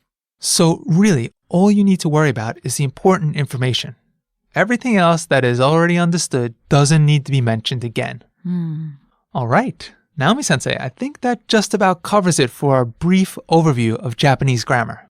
We hope this has prepared you for your journey into the Japanese language. Hopefully, after this, there should be no major surprises. See you in the next lesson. See you again. All About Japanese, Lesson 4. Learn Japanese pronunciation. Welcome back to JapanesePod101.com. In this lesson, we'll show you how easy it is to start speaking Japanese. That's because we'll be focusing on pronunciation. Believe it or not, pronunciation is one of the easiest aspects of the Japanese language. We'll show you just how easy it is and give you tips on how to perfect your pronunciation. In this lesson, first we'll talk about the sound, and then we'll talk about the stress. Okay, first we want to take a look at how Japanese sounds work. Japanese doesn't have that many sounds compared to other languages, right? Right. It has only 14 consonants and 5 vowels. So Japanese syllables are a combination of a consonant and a vowel. The only exceptions are 5 vowels and sound. which can stand alone. Right. I think a very good example is there's a consonant K, and we can combine it with one of the vowels. Can you just go through the 5 vowels quick? A, I, U, E, O. So by taking the consonant and combining it with these 5 vowels, we get 5 syllables. They are? Ka, ki, ku, ke, ko. So if you picture a big chart, on the top you have the vowels, on the left side you have the consonants. By combining these, that's how you're going to get the Japanese syllables. Most of them. Yeah, most of them. That's the key point. Okay, let's hear a Japanese word. Okay. Ko, ro. Kokoro means heart. This word has 3 syllables, all of which have 1 consonant and 1 vowel. Right. The first syllable, Ko, has the consonant K and the vowel o. The second syllable, Ko, same, K and O. Third one, ro. consonant R, and O. So this is just a teaching tactic. The Japanese don't use this tactic to learn Japanese. Right. The rows are kind of set up. But again, what we're talking about here is not the alphabet, but rather phonetics, which is very different. So this is an approach to learning Japanese phonetics, or pronunciation of Japanese words and syllables. Let's try another word. Genki. Genki means energetic. This one has a consonant-vowel combination, followed by a standalone consonant, and then another combination syllable. Right. In plain English, the first syllable Ge. has a G and an E, like a G consonant and an A vowel, The next sound is which is one of the exceptions. Standalone, Finally, we have ki. combination of the K sound, the consonant K, followed by I. to get Ki. So altogether we have. Genki. And let's do one last example. Aka. Aka means red. This word has a standalone vowel, followed by a combination syllable. So those are just some examples of the consonant and vowel combinations you find in Japanese words. The first sound, A. is a standalone vowel. The next sound, ka. It uses the A, but we also use the K sound to get. Ka. So, Aka. And please also notice that each syllable has the same length. Like ko, ころげんき赤 Now let's move on to the next topic. Stress. And not the kind of stuff you feel at work. We're talking about stress as part of pronunciation. English language uses stress a lot, right? Yes, English has a lot of stress in it. Try saying the word Japan aloud. Ja-pan. Notice how the pan part of the word stands out? That's because this syllable is stressed. Try saying the word England. England. Can you hear where the stress is? It's on the first syllable, ing. Now, if you're a native English speaker, you probably aren't even aware of this. It just comes out naturally. So how about stress in Japanese, Naomi-sensei? Japanese doesn't have stress. There's no stress on the syllables, and as Naomi-sensei mentioned before, each syllable is held for the same length of time and given equal stress. Stressing syllables like we do in English when speaking Japanese will sound unnatural, so be careful. Okay, let's compare the pronunciation of a word that is used in both English and Japanese. This should be fun. Okay, first the English pronunciation. Teriyaki. See how we stress the ya syllable? Ah. Now can we hear the original Japanese pronunciation? Teriyaki. Each syllable gets the same amount of stress. Keep it even. To get good at this, practice copying native speakers. That's right. And this is one of the reasons we use a breakdown approach inside our lessons. By breaking down the word by syllable, this will help you hear each syllable and pay attention that each syllable has the same length. So our tactic for learning fast is we give you the word, natural native speed, we give you the English, then we break it down by syllable so you can catch everything, and then we give it to you one more time, natural native speed. This really helps you learn fast, catch the words, and put them into your memory. And we'll see you next time. See you again. All About Japanese Lesson 5. Top 5 Must-Know Japanese Phrases.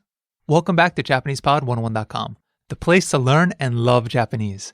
In this lesson, we're taking years of experience in Japan and boiling it down to a few essential phrases that are a great place to start in Japanese. In this lesson, we'll introduce you to 5 phrases that will help you every day. Yes. Words and phrases you'll be really glad you learned. We'll teach you not only the phrases, but more importantly, when and where to use them. Let's listen to the first phrase. I'm sorry, excuse me, or thank you. すみません。すみません。すみません。すみません。すみません。すみません。It's a good phrase to use. Say if you are trying to make your way through a crowd or something. If you ever visit Tokyo, or in English, Tokyo, you should keep this word in the forefront of your brain because you might need it when you're trying to navigate your way through all of the people. You can use it to get someone's attention. Like to call a waiter over at a restaurant, get attention of a shop clerk, get the attention of a passerby you want to ask a question to. And what's really nice about it is it kind of acts as a double for the phrase thank you in some situations. Oh yeah, that's true. If someone does something for you or gets you something, you can say, すみません. and in this case, it will mean thank you. It's kind of like you're partly apologizing for the trouble they went through to help you. Right. I think that's a very good way to explain it. When you use it to say thank you, it's almost like a mix between thanking and apologizing. It's quite a humble phrase. The correct pronunciation is すみません, but you might hear some people pronounce it like すいません. Some people leave out the M sound. Yeah, you hear this quite a lot. すいません. It's quite common in spoken Japanese now, but the correct way to say it is すみません. So we recommend that. Can we hear it again? すみません. So this expression has 3 uses. 1, to apologize if you accidentally bump into someone or you make a mistake. 2, to get someone's attention, such as a waiter or a person you want to ask a question to. And 3, thank you. So this is an absolutely phenomenal, versatile phrase that you should Memorize now. Commit it to memory now. Okay, what's next? Thanks. Hi. どうも、どうも、どうも、どうも、どうも、どうも。どうも。 This is another amazing phrase. Much like すみません, it's very versatile. I actually call this one the Swiss Army knife of Japanese linguistics because it's the perfect phrase for you to get through your journey. You'll actually hear this word combined with a lot of other phrases, but it's also used on its own a lot.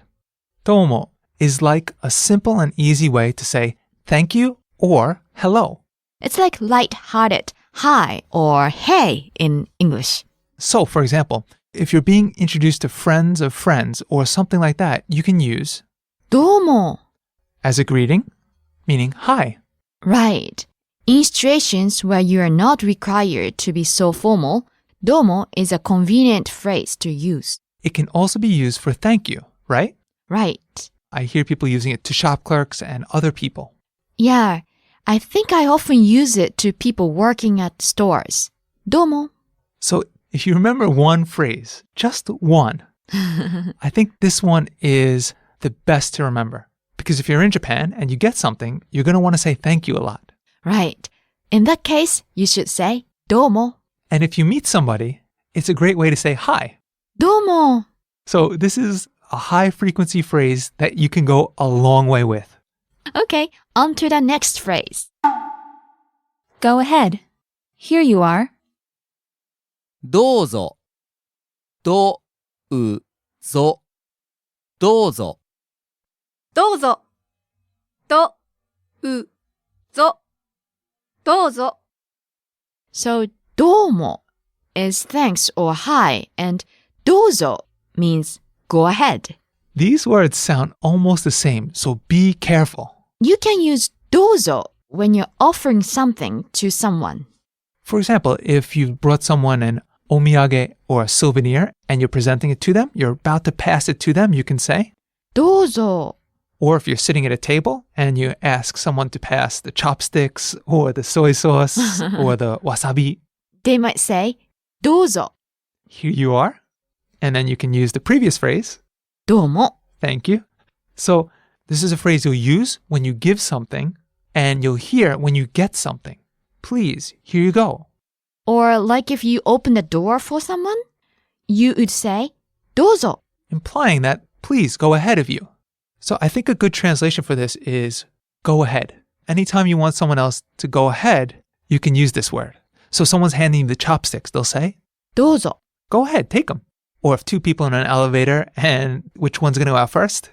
どうぞ Go ahead, go first. On to the next phrase. Please.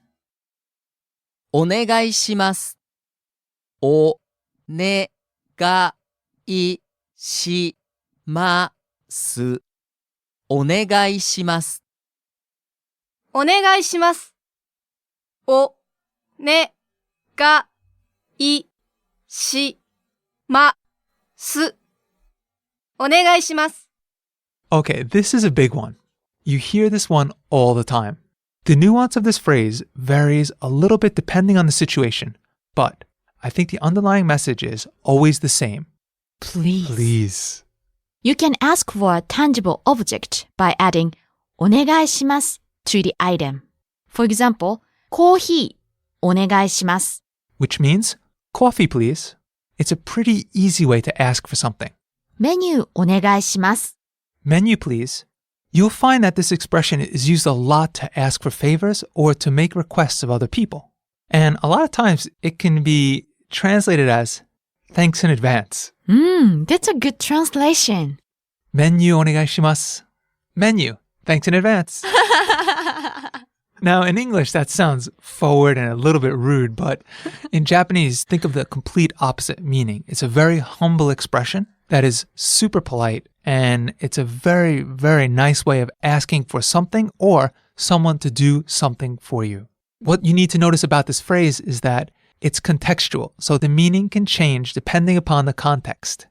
We'll explain more later, But when asking for something or someone to do something for you, it has the meaning of please. Okay, on to the next expression. Yes, right. はい。はい。はい。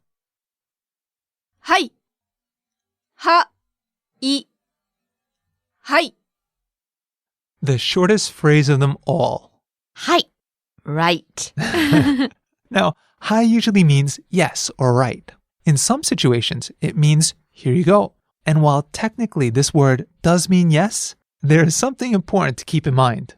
It doesn't always mean yes. That sounds like it could be confusing. It is confusing, but I think we have this in every language. Allow us to explain. If you're answering a yes-no question, then hai means yes. Japanese people, however, use the word はい。 a lot just to show that they're listening to and following what you're saying. In that case, it functions as a filler word. はい。I mean, yes. Now, Japanese have a lot of these words, and they're called aizuchi. Interjection? Exactly. And what they show is that the listener is listening and keeping up with the conversation. And hai is one of these. The one thing you have to realize is that just because they are saying はい doesn't mean they are agreeing with everything you're saying. They're simply acknowledging they're listening. Right. I think in business situations, this could cause some misunderstandings. That's right. So please just try and keep this in mind. This idea of aizuchi, like the fact that when one person's speaking, another person is interjecting. It's kind of like in English, yeah. But a lot of times in English, when someone's speaking, it's quite respectful to be silent and just give the stage to the person who's speaking and listen. In Japanese, that attitude is expressed with aizuchi. The fact that they're interjecting is politeness. To stare directly at them, not saying anything, kind of makes them wonder, Are you following me? Exactly. So it's something you'll have to get used to as while you're speaking. There could be aizuchi. Hai. Hai. Hai. There is another way to use はい. If you use it with rising intonation, はい, it turns it into a question, like, excuse me? Or I'm sorry? And this is really helpful. If you don't catch what someone says to you, you can use はい to show that you didn't catch what they said. And then they'll repeat it for you. And it's easy to use. So remember, this other meaning for はい, you'll be very glad you did. I think that just about does it. So we've gone over our top 5 must-know phrases in Japanese. Let's recap them before we go. What did we study? すみません Remember, 3 meanings depending on context. Excuse me, I'm sorry, or thank you. Next, どうも 2 meanings.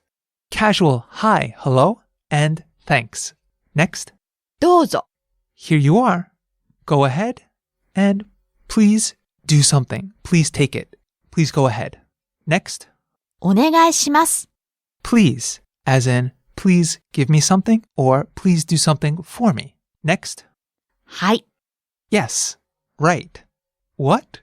That would be はい Now, knowing these 5 phrases will take you a long, long way.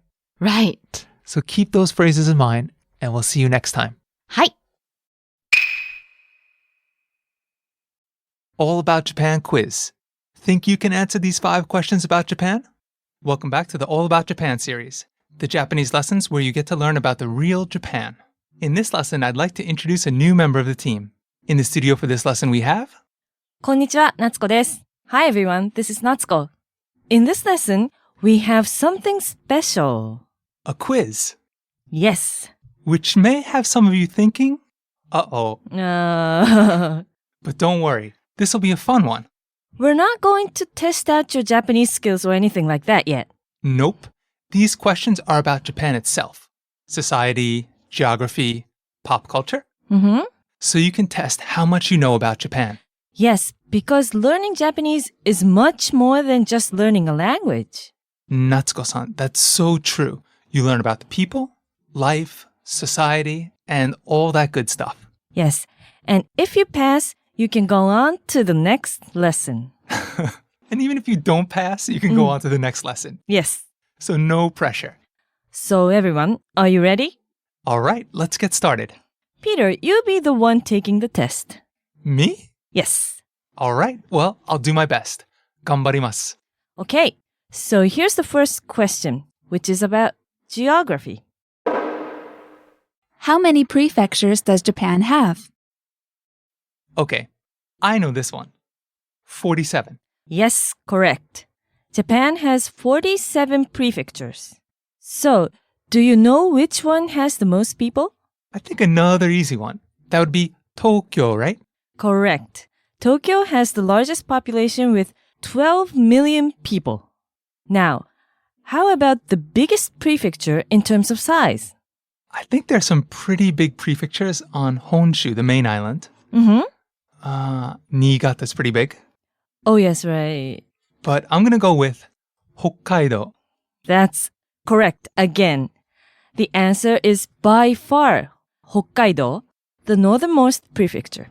It's over 5 times as big as the next biggest prefecture, Iwate. So Iwate is the second. Oops. But I know Niigata looks pretty big too. And guess where Tokyo ranks on the list for size? Oh boy, I would have to say number, let's see, Hokkaido, Iwate, Niigata, 4? It's the third smallest prefecture out of 47. I didn't know this before too. Can we edit that? So the most populated prefecture is the third smallest in the country. Yes. That actually explains quite a bit. The trains are too crowded. Yes. Yeah, Natsuko-san, this is actually pretty fun. Yes. Now let's move on to a pop culture question. We will give the names of 3 popular characters that originated in Japan. Put them in order of when they were created from oldest to newest. Godzilla, Hello Kitty, and Pikachu. I have a feeling Godzilla is the oldest, right? That's right. Godzilla was created in 1954. He's the oldest of the group. After that, I think Pikachu is a relatively new character. So I'm going to guess Hello Kitty. Hello Kitty is the second oldest. Correct. Hello Kitty was created in 1974. So I guess that leaves Pikachu as the youngest of the group. Yes, Pikachu was created in 1995, so good job.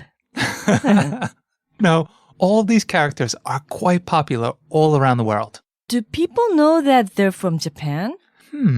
Godzilla and Pikachu, I think most people know. Hello Kitty, Yes. I'm not sure. So, are there any characters that you like? From this group, I like Pikachu. Oh, really? From characters in general, I kind of like Yu-Gi-Oh!, which is a game that's kind of similar to Pocket Monsters. There was also manga, right? Yes, a very good one. And Natsuko-san, how about yourself? Yes, I like Doraemon. Doraemon. Yes. I'm not sure whether it's popular in rest of the world, but in Japan, it's really popular. I think it's pretty popular in China. Oh, really? Yeah. That's a good news. Okay, let's move on to the next question. This question is about travel. We will give the names of 3 popular sightseeing places. Please choose the one that is not in Tokyo. A. Tsukiji Fish Market. B. Mount Fuji. C. The Imperial Palace. Does everybody know the answer? Let's see. Okay. Tsukiji Fish Market is located in central Tokyo. The Imperial Palace is in Chiyoda near Tokyo Station. So, the answer must be Mount Fuji, or Fujisan as it's known in Japan. Yes, you're right. Mount Fuji or Fujisan is not in Tokyo. But on a clear day, you can see it from Tokyo. Yes, you can. It can be seen from my nearest station on a clear day. So, do you know where Mount Fuji actually is? It's between Yamanashi and Shizuoka Prefecture, right? That's right. It's located 100 kilometers or 60 miles away from Tokyo. have you ever been to or climbed Mount Fuji? Yes. Natsuko-san, Yes. do you want to hear the top 3 mistakes you shouldn't make when climbing Mount Fuji? Yes, based on experience? Unfortunately, based on personal experience. Please. Okay, the top 3 mistakes you shouldn't make. Number 1. On the top of Mount Fuji, there is a post office. Oh, yes. So if you get to the top, you can actually send a hagaki, a postcard from the top of Mount Fuji. So will there be any sign that it's posted from Mount Fuji? Yeah. Wow. But we went to the top without our wallets. You didn't even bring a wallet? Not the proudest moment in my life. But yes. Don't do that. Second mistake, don't make. If you go up to see the sunset, bring a flashlight for the trip down. And mistake number 3. It may be better to make a real night of it. Do it the right way. You can actually rent a space to sleep so you can climb to the top, watch the sun set, then sleep for a few hours, and then watch the sun rise. Wow. They have these little cabins that you can sleep in. So you can stay overnight. Yeah. And finally, I think the climbing season is only for 2 months of the year, maybe 1 month of Yes, the year. very short during the summertime season. So it's only in the summer. Don't plan on climbing Mount Fuji out of season because they won't let you up. Yes. Natsuko-san, how about yourself? Yes, I have an experience too, climbing Mount Fuji. But in my opinion, climbing is not so much fun. I'd prefer looking at Mount Fuji rather than climbing myself. Interesting take on it. But it may be worth it to do it once. Yes. And I thought you were going to say, climbing is a bit of an extreme term from it. It's more like hiking. Right. I think I saw people on the trail like 60 or 70. So everyone can try. Okay, now we move on to the economic question. Japan's economy ranks what number in the world? Well, we mentioned this in our All About series lesson 1, didn't we? Right. Japan's economy is the second largest in the world right after the United States. Yeah, I think we should probably try to predict the future a bit, see into the future. So when you're listening to this, China and India may have passed. At least they're really catching up close. Yeah, so this is 2009, so several years into the future, that may have changed quite a bit. Yes, right. And who knows, maybe Japan's economy passed the US. Who knows? But the point is that the economy is tremendous. Yes. And one of the things that makes Japanese such an important language. Okay, now the next one is a true-false question. This time, we're going to debunk a myth about Japan. This sounds fun. Yes. Japan's main staple diet is sushi. Japanese people eat sushi nearly every day. True or false? Natsuko-san, this one has to be false. Yes. Sorry to disappoint. Quite far from the truth. I think that the first thing a lot of people think about when they think of Japanese food is sushi. So that may be why they think this.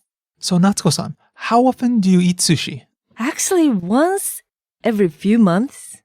It's interesting. You know, in my experience, sushi appears quite a bit for special occasions. Yes, it's kind of a special meal.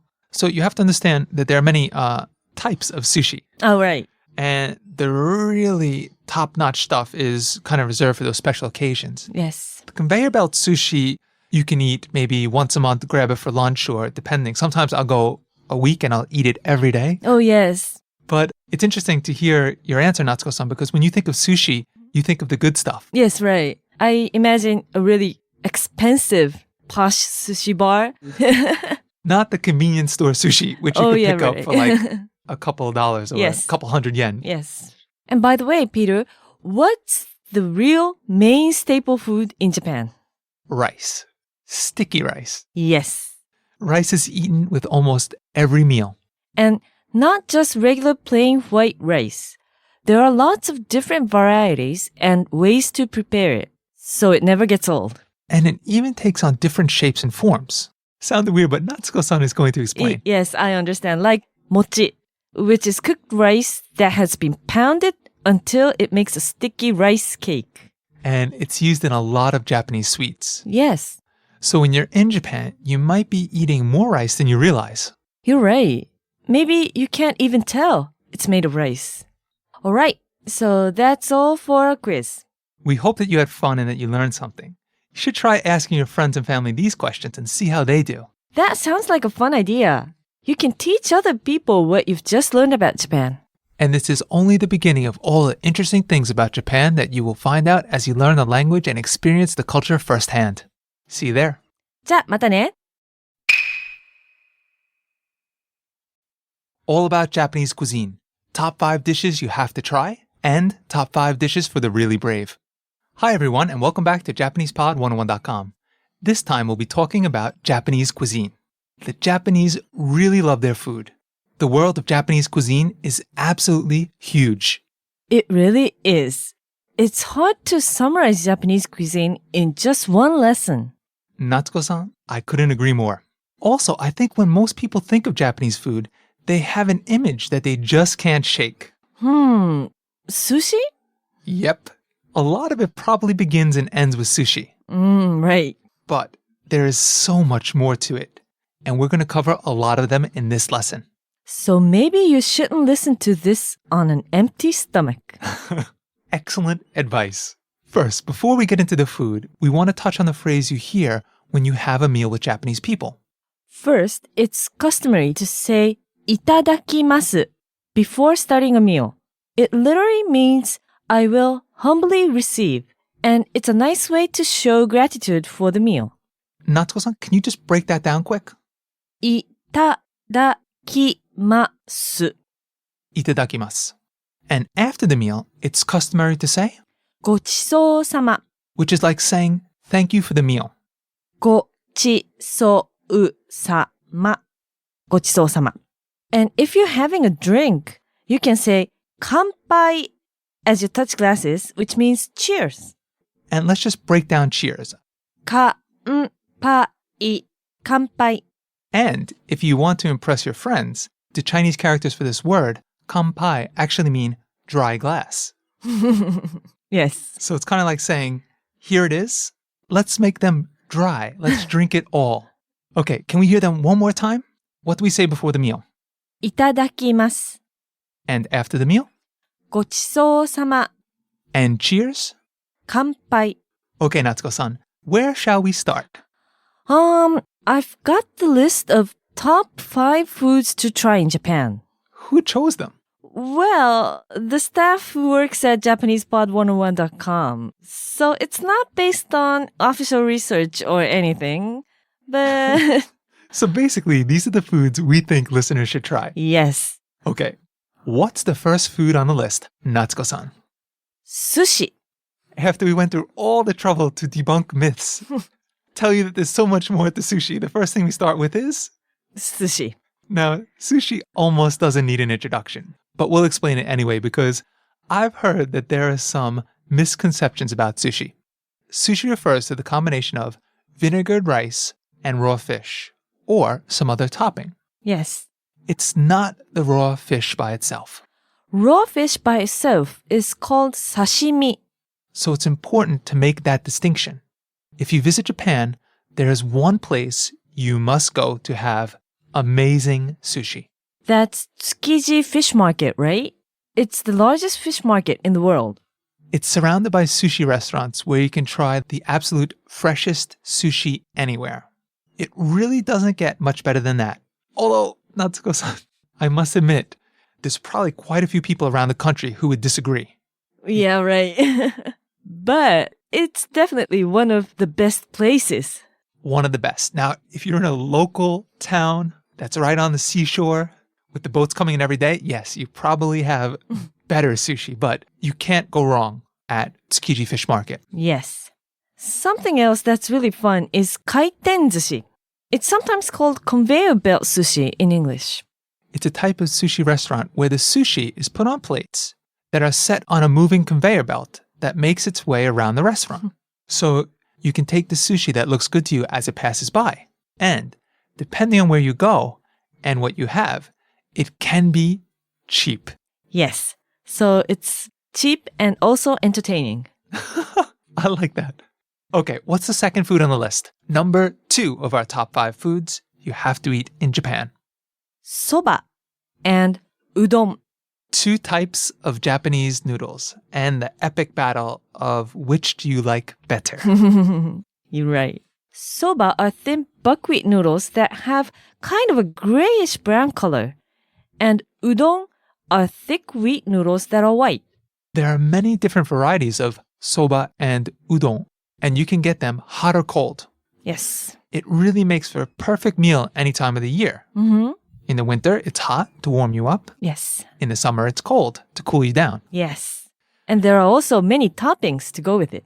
Absolutely incredible. Natsuko-san, which do you prefer? Oh, that's a hard question. I like both, but maybe soba. And you? When I first came to Japan, it was soba. But now it's udon. What made you change? I don't know. Who knows? I guess maybe it'll change back one day. But Right. so you must try both. Okay, what's next? Next is tofu. Now, we realize that tofu doesn't have the best reputation in the West. Really? Really. Which is partly why I made this list. Mm-hmm. Japanese cuisine uses tofu in so many different ways that it gives it a lot of flavor. Even if you're not crazy about tofu, you're sure to find a way to prepare it that will change your mind. For example, there are dishes like agedashi tofu, where the tofu is deep fried, and mabo tofu, where tofu is mixed with ground meat and a spicy sauce. Now, this is actually from China. Yeah, right. But much like many things, the Japanese kind of borrow things and adapts.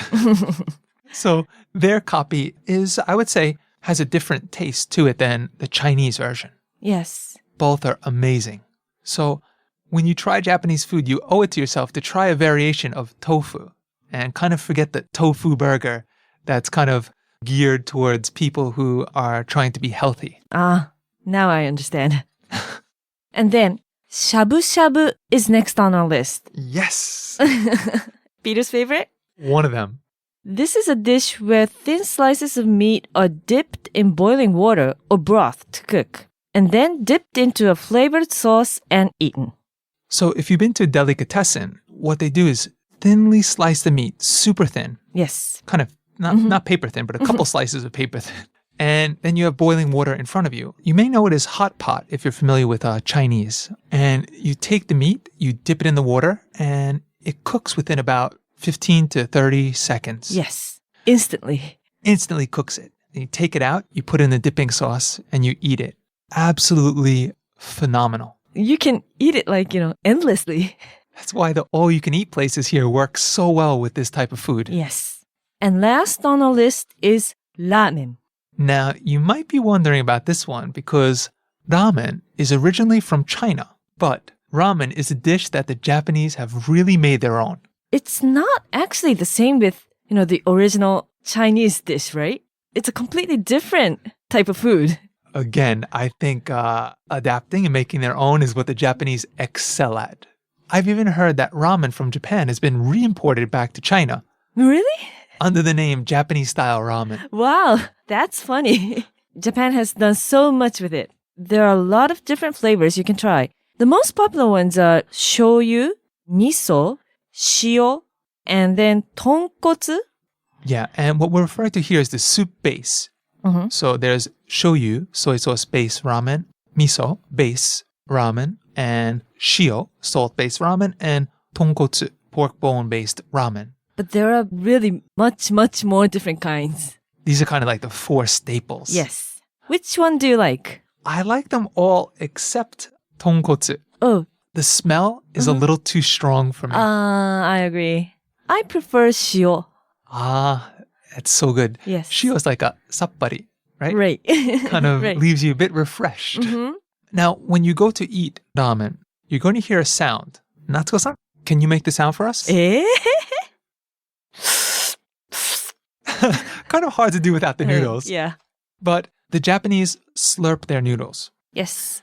And I think one of the main reasons for this is because the soup is so hot. Right. If you don't take in air at the same time you eat it, it's going to burn your mouth. And I think it's especially important with a tonkotsu because you know how pork kind of congeals? Yes. So the hotter it is, supposedly the better it tastes. Right. And it's important to eat it while it's hot. Otherwise, it'll kind of Anyway, so that's one of the reasons why you'll hear the slurping noises, not just with noodles, but with other things. When Japanese eat and drink, they tend to take in air at the same time as a cooling effect on the liquid. Interesting analysis. I never, thought it that way. So making noises is not really rude. Well, it depends on the food, but not necessarily rude. Which is the point. So if you do eat it, try the slurping. 1, to do as the Romans do when in Rome. And 2, so you don't burn your mouth. Yes. So, Natsuko-san, Yes. other than this list, what food do you recommend to our listeners? There are so many, but how about yakitori? Outstanding. Grilled chicken. It's like a mini shish kebab. Oh, yes. And picture shish kebab, now cut it in half or by a third. And that's yakitori. Yes, they're really good. And how about you, Peter? Kare. Oh, yes. Japanese curry, which is night and day different than Indian curry. Again, something borrowed. And this is absolutely incredible. I think many foreigners come to Japan and wind up absolutely falling in love with this dish. All right, now on to probably a more fun topic. What? Top 5 foods for the brave. Oh, yes.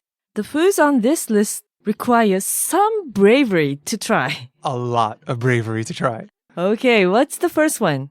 Natto. Natto is fermented soybeans that have a really strong pungent smell. Yes. Although recently there is natto without the smell, but it's traditionally associated with a strong smell. Yes. Think laundry basket. I think in many cases, the smell alone is enough to scare people away. And it's also really sticky, so hard to eat. You have to mix it up with your chopsticks a lot before eating it. And most people eat it together with rice. Now, this is probably the most infamous food on the list. When you start talking about Japanese food with Japanese people, they'll surely suggest you try natto. Yes. There are even many Japanese people who don't like natto. And next is namatamago, which is just a raw egg. This is used in quite a few Japanese dishes.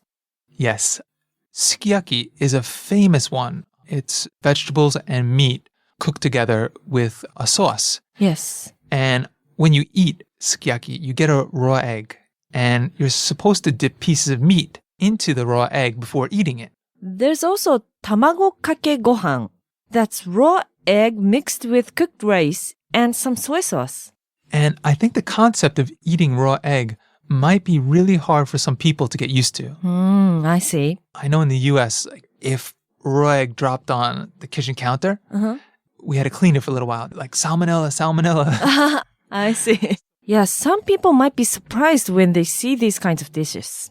But I can say that it took me a little while to get used to it, but I've been eating raw egg for a long time in Japan, and knock on wood, so far, I've been okay. So there's Peter's guarantee. Okay, now the next one might top the list for me. It's called shiokara, and simply put, it's Japanese fermented seafood with lots of salt added. Shiokara literally means salty and spicy. And so, yes, it's very salty. Okay, let's move on. Next we have Rebasashi. And this is raw liver. Natsuko-san, have you ever tried this? Yes, I've tried it several times. This dish can be found at many yakiniku restaurants in Japan. Yakiniku is sometimes known as Korean barbecue. Now, I want to put a bit of a disclaimer here. We're talking about these because we've tried them all. Yes. So I wouldn't take our word for it. What we're doing is introducing you to these, but we recommend that you try everything once. Okay. And the last one on the list is actually not widely eaten, but definitely deserves a spot on our list of food for the brave. Definitely. The food is kusaya.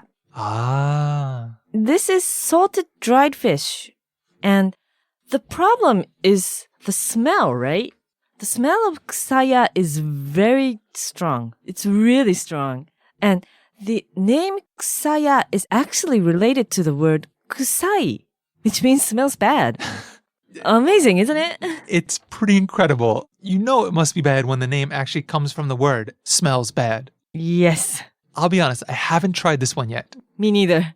Okay, so there you have it. The top 5 foods for the brave. If you're feeling brave, give some of these a try.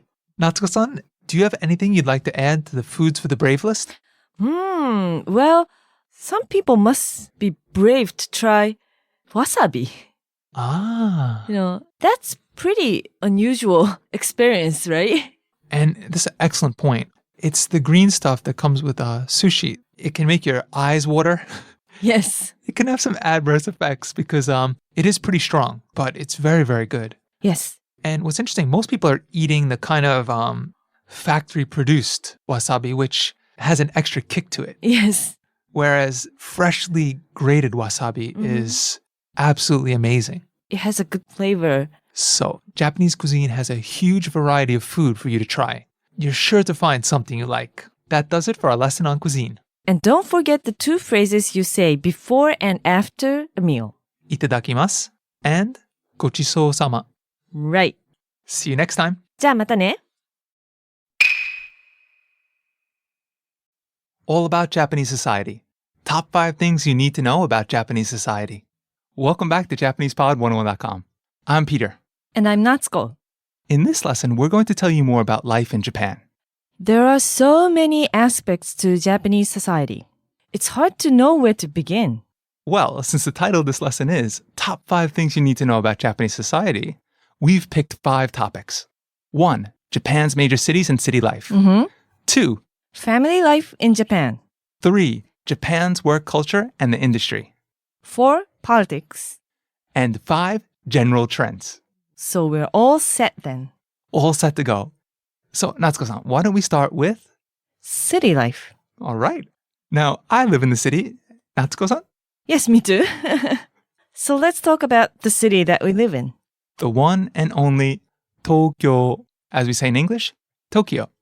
Tokyo or Tokyo is Japan's capital and is the largest city in Japan. In Japan, there are 47 prefectures, and Tokyo is actually one of them. There are an estimated 12.8 million people living in the city of Tokyo. More than 12 million. That's a pretty big number. Yes. And it actually explains why Tokyo is so crowded almost everywhere we go. Yes. But actually, Tokyo has lots of different districts that each have their own personality. One of them is Shinjuku, which might be the most well-known. I've heard that Shinjuku Station is the busiest station in the world. Something like 2 million people pass through it each day. It's actually a hub, so I don't know, Natsuko-san, off the top of my head, over 20 railroad lines run through Shinjuku. Yeah, probably more. So it all kind of converges on Shinjuku, and it's really something.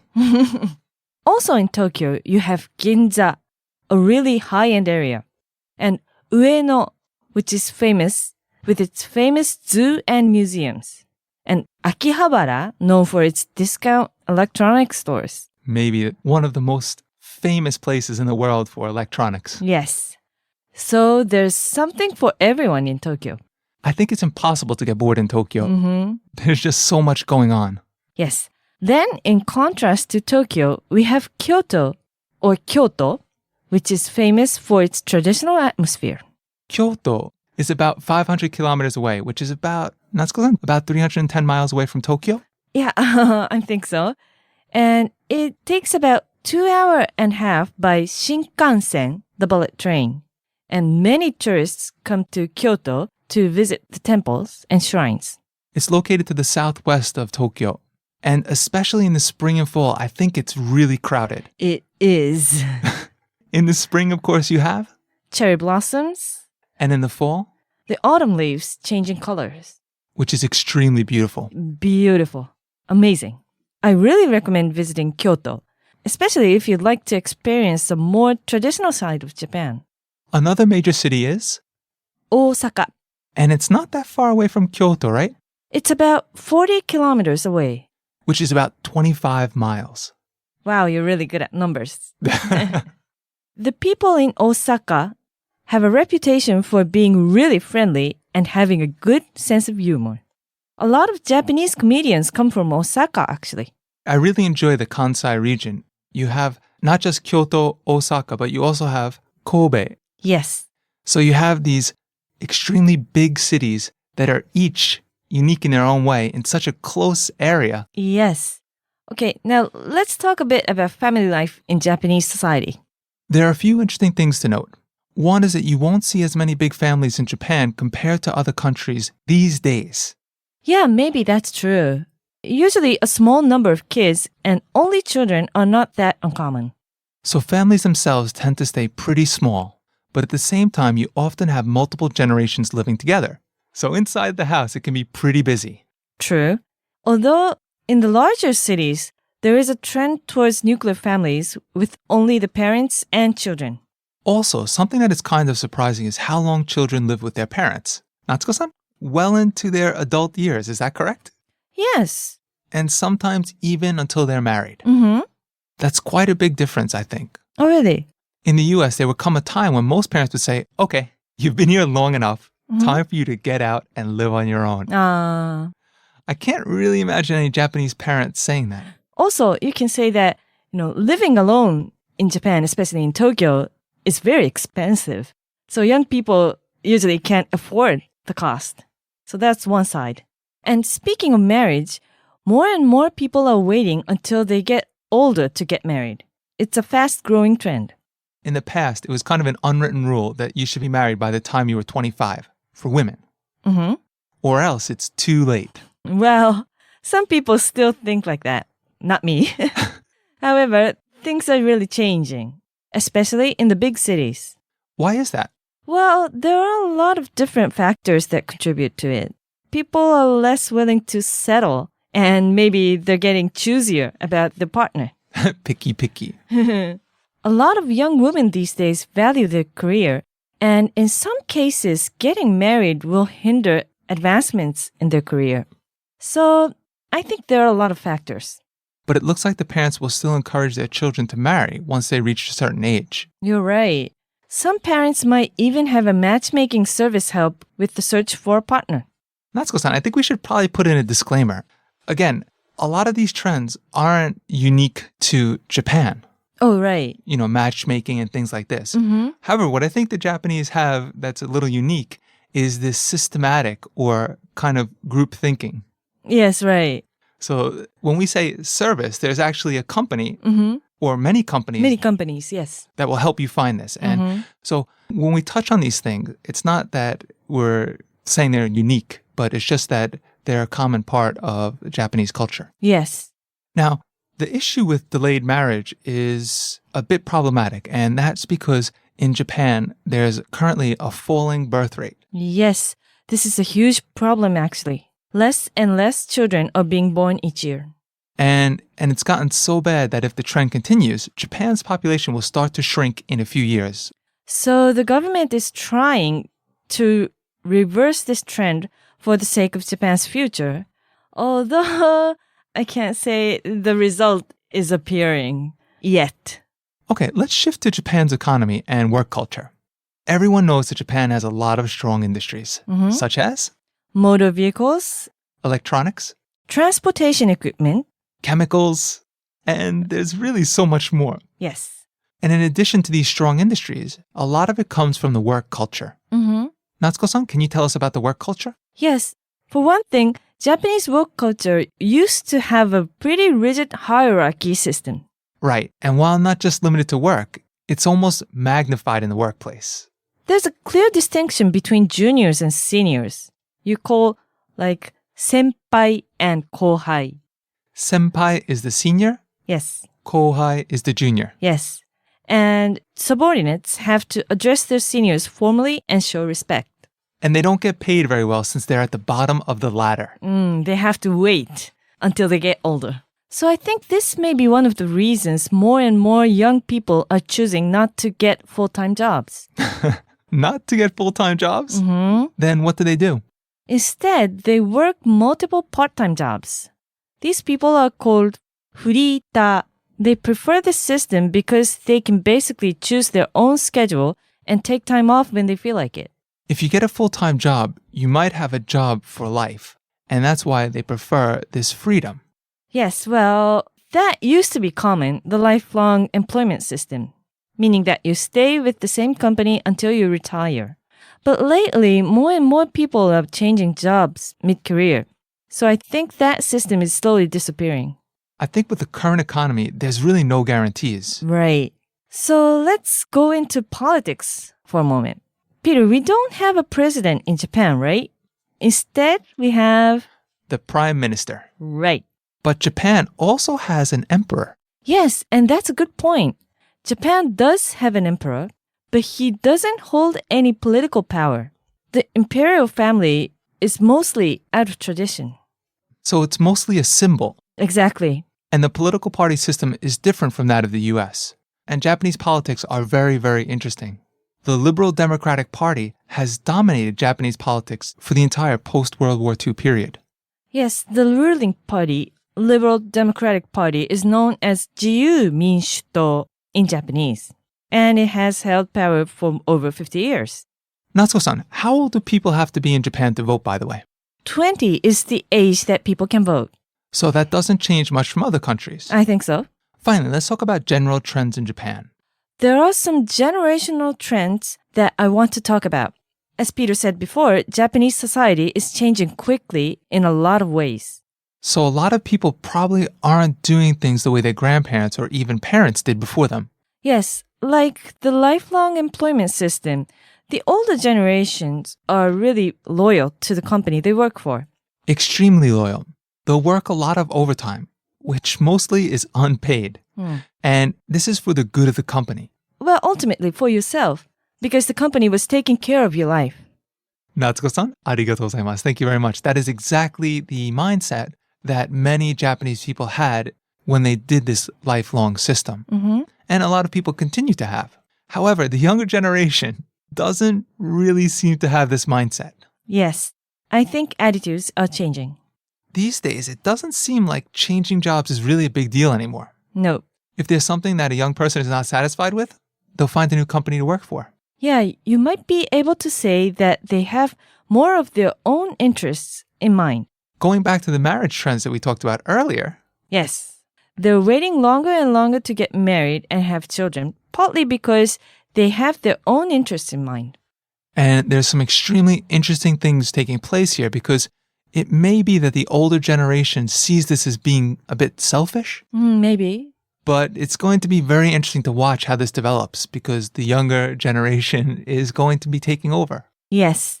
So that was our glimpse into the Japan of today. We hope you've learned a lot. We certainly covered a lot of information. Yes. See you next time. じゃあまたね。All about Japanese holidays and tradition. Top 5 important dates in Japan. Hi everyone and welcome back to the All About Japanese series. Natsuko-san, what are we talking about today? The top 5 most important holidays in Japan. Japan has a lot of interesting celebrations throughout the year. In this lesson, we're going to talk about 5 holidays that are near and dear to the hearts of Japanese people. However, we're going to go in reverse order though, which means we're going to start with number 5. So coming in at number 5 is Coming of Age Day, which is known as Seijin no Hi in Japanese.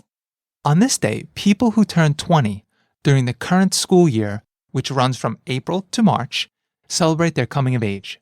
20 is the age where one is considered an adult in Japanese society. At that age, they can legally smoke, drink alcohol, and vote. And Natsuko-san, what day does that fall on? Now it's on the second Monday in January, but it used to be on January 15th. Now, there was a reason that they changed it, right? Yes, it's called the Happy Monday system. Now, it was actually part of a decision made by the government to move more holidays to Monday so that people who work on a 5-day work week can have a 3-day weekend. Yes. And that's why there are so many Japanese national holidays that fall on Mondays. Yes, thanks to this system. We have 3 days off. On this day, those who are turning 20 dress up and attend ceremonies that are held at city halls and community centers. Girls usually wear a long-sleeved kimono called furisode, and most guys wear a suit. Now, wearing a kimono involves a lot of preparation, right? Yes, especially those long-sleeved kimonos are hard to put on by yourself. So for this day, most girls will go to a beauty salon to get help with their kimono and their hairstyle.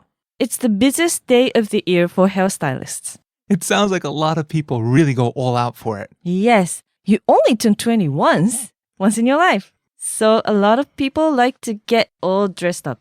Okay, what about number 4? What comes in at number 4? Number 4 is actually a series of holidays known as Golden Week. 4 holidays, right? Yes. What are they? The first one is on April 29th, which is called Showa Day or Showa no Hi. Now, this celebrates the birth of the former emperor Showa.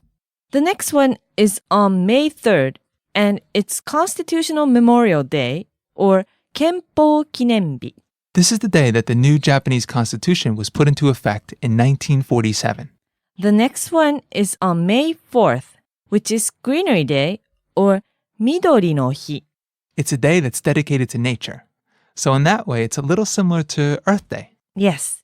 And the last one is on May 5th, which is Children's Day or Kodomo no Hi. On this day, parents pray for a happy and healthy life for their children. I know a lot of kids in other countries wish they had a Children's Day. Oh, yes. So when combined with the weekend, that's 6 days off. But lots of people would take off the work days that come in between and end up with over a week off. And with that much time off, a lot of people want to travel. Yes. So everybody in Japan kind of goes on vacation at this time. Yes. All of the tourist destinations in Japan and abroad become really, really crowded during Golden Week. And it becomes expensive to travel too. So while at first it may seem like a good idea, you really have to make sure that you do everything in advance and that you're ready to brave the crowds and long waits. Right. So how about the summer? Natsuko-san, what summer holidays are there? In summer, we have Obon. It usually takes place from August 13th to 15th, but some areas celebrate it in July due to differences in the solar and lunar calendars. Obon is a Buddhist event where people pray for the repose of the souls of their ancestors. If you're familiar with the Mexican holiday, Day of the Dead, you'll find that Obon is similar in many ways. So during this time, Japanese people visit their ancestors' graves and clean them. They believe that the spirits of their ancestors come back to this world to visit their relatives. You'll see a lot of dancing too. Oh yes. This is known as Bon Odori. Natsuko-san, is this the most common culture during Obon? Maybe, yes. And the Obon dancing seems to go on everywhere. Yes. People put on yukata, which is a light cotton kimono worn in the summertime, go to the neighborhood Bon Odori and dance. They dance in a circle around a tall stage and everyone can join in. And then, when Obon comes to an end, people put floating lanterns into rivers and lakes, and these are meant to guide the spirits back to their world. Actually, the exact Obon customs vary from region to region. One of the most famous traditions takes place in Kyoto, and it's called Gozan no Okuribi, or Daimonji no Okuribi. Gozan means 5 mountains, and Okuribi means ceremonial bonfire. So this is where fires are lit on 5 mountains. The fires spell out kanji and Buddhist-related markings. It's really pretty interesting to see. They're very big, and you can see actual Japanese kanji characters from the flames in the mountains. Yes. Okay, we're down to number 2. Natsuko-san? Number 2 is New Year's Eve, known as Omisoka. This day is symbolic in Japan because it's the last day of the year. Now, at the end of the year, many interesting customs take place, and one of them is a lot of people clean their houses and offices in late December. That's right. That cleaning is known as osoji, which literally means big cleaning. It's probably comparable to the concept of spring cleaning. Oh, you do it in spring? Yeah, except where it's done at the end of the year here. Yes. And then on Omisoka, a lot of people like to eat toshikoshi soba, which is a type of noodle. This tradition comes from the association of long noodles with the wish of living a long, healthy life. So the cleaning, long noodles, these are all customs associated with the end of the year and Omisoka. There's one more, right? Yes. There's a famous TV program on New Year's Eve. Right. While eating toshikoshi soba noodle, a lot of people turn on their TV to watch a popular singing contest. It's called 紅白歌合戦. This singing contest takes place every New Year's Eve. The name of the contest is 紅白歌合戦, which roughly translates to Red and White Singing Contest. This show is the most popular music show of the year, and it's always interesting to see who is invited to participate in the current year's 紅白. And of course, being involved in 紅白 is a great honor for singers. And there's something about the colors. Natsuko-san, red is For female singers, white. for male singers. So it's kind of the guys versus the girls. Yes. And there is a winner declared. Yes, there's actually voting. Natsuko-san, who votes? The audience at the hall and also the listeners. So it's kind of like a one-day winner-take-all guys versus girls American Idol. Yeah, maybe. So you could see why it's so popular.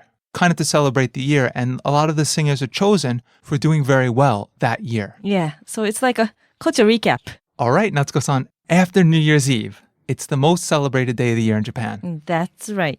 Number 1 on our list is New Year's Day, known as お正月 or 元旦. This day is really big in Japan. A lot of people go back to their hometowns to visit their families for New Year's. Around New Year's Day, there are a lot of firsts. One of the most common first traditions is called 初詣. This is the first shrine or temple visit of the year. So many people visit shrines or temples on or around New Year's Day. If you try to go on New Year's Day or any time shortly after, it'll probably be really crowded. Yes, usually. So just a word of warning. Now, Japanese people eat special cuisine during New Year's, right? Yes. What's the name of the cuisine? おせち or おせち料理. We have a nice write-up on the osechi dish in the lesson. Yes. So be sure to check that out. But Natsuko-san, other than the osechi dish, what else? Rice cakes. We eat mochi, rice cake, during New Year's. The Japanese staple food is rice. So Japanese people eat a lot of rice. Yes. But during the New Year's, people eat mochi rice cakes instead of regular steamed rice. Right. Natsuko-san, how do you eat it? For New Year's, we often put it in a hot soup and eat it. This soup is called ozoni. What's in the soup and soup's flavor varies by the region. And the texture of mochi? It's kind of interesting. Yeah, mochi is really soft and chewy and sticky. It's really good.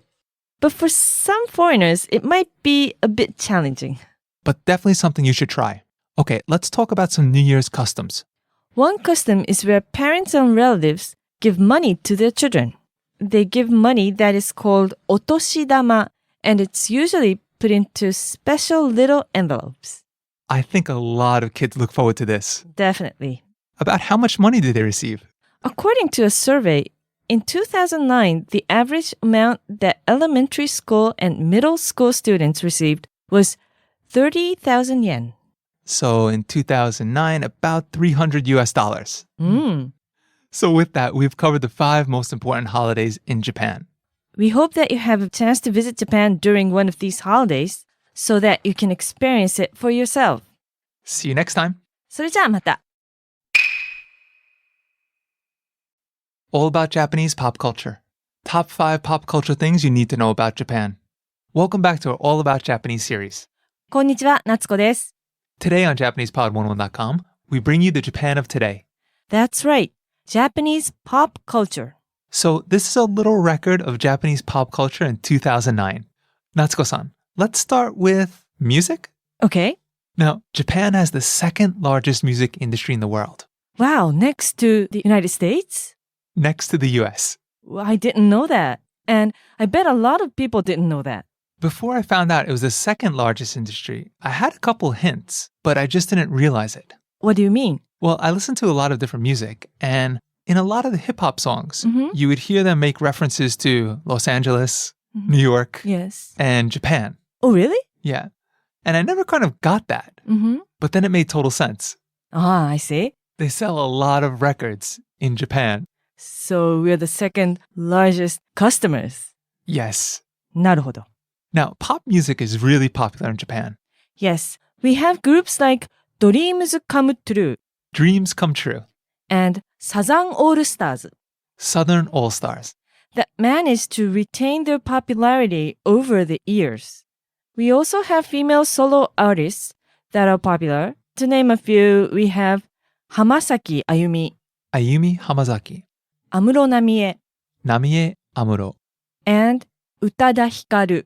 Hikaru Utada. So what I did was I just reversed the names because in natural native Japanese, it's normal to give the last name first. Natsuko-san, how about on the male side? Yes, on the male side, a lot of singers and idols come from a talent agency known as Johnny's Entertainment. They produce lots of groups that become very popular. The most popular is a group called SMAP. You will see them everywhere in Japan. Everywhere meaning billboards, magazines, TV shows. Yes, and in ads. They're national idols that everyone knows. The thing about performers who come out of this agency is that they do a little bit of everything. Singing, dancing, acting. So they're well-rounded performers in that sense. Yeah, it's kind of interesting to see them on TV. A lot of times they're asked to do things like quizzes or challenges or different things like cooking, and they excel at a lot of different things. Yes. Now, Natsuko-san, who's your favorite pop star?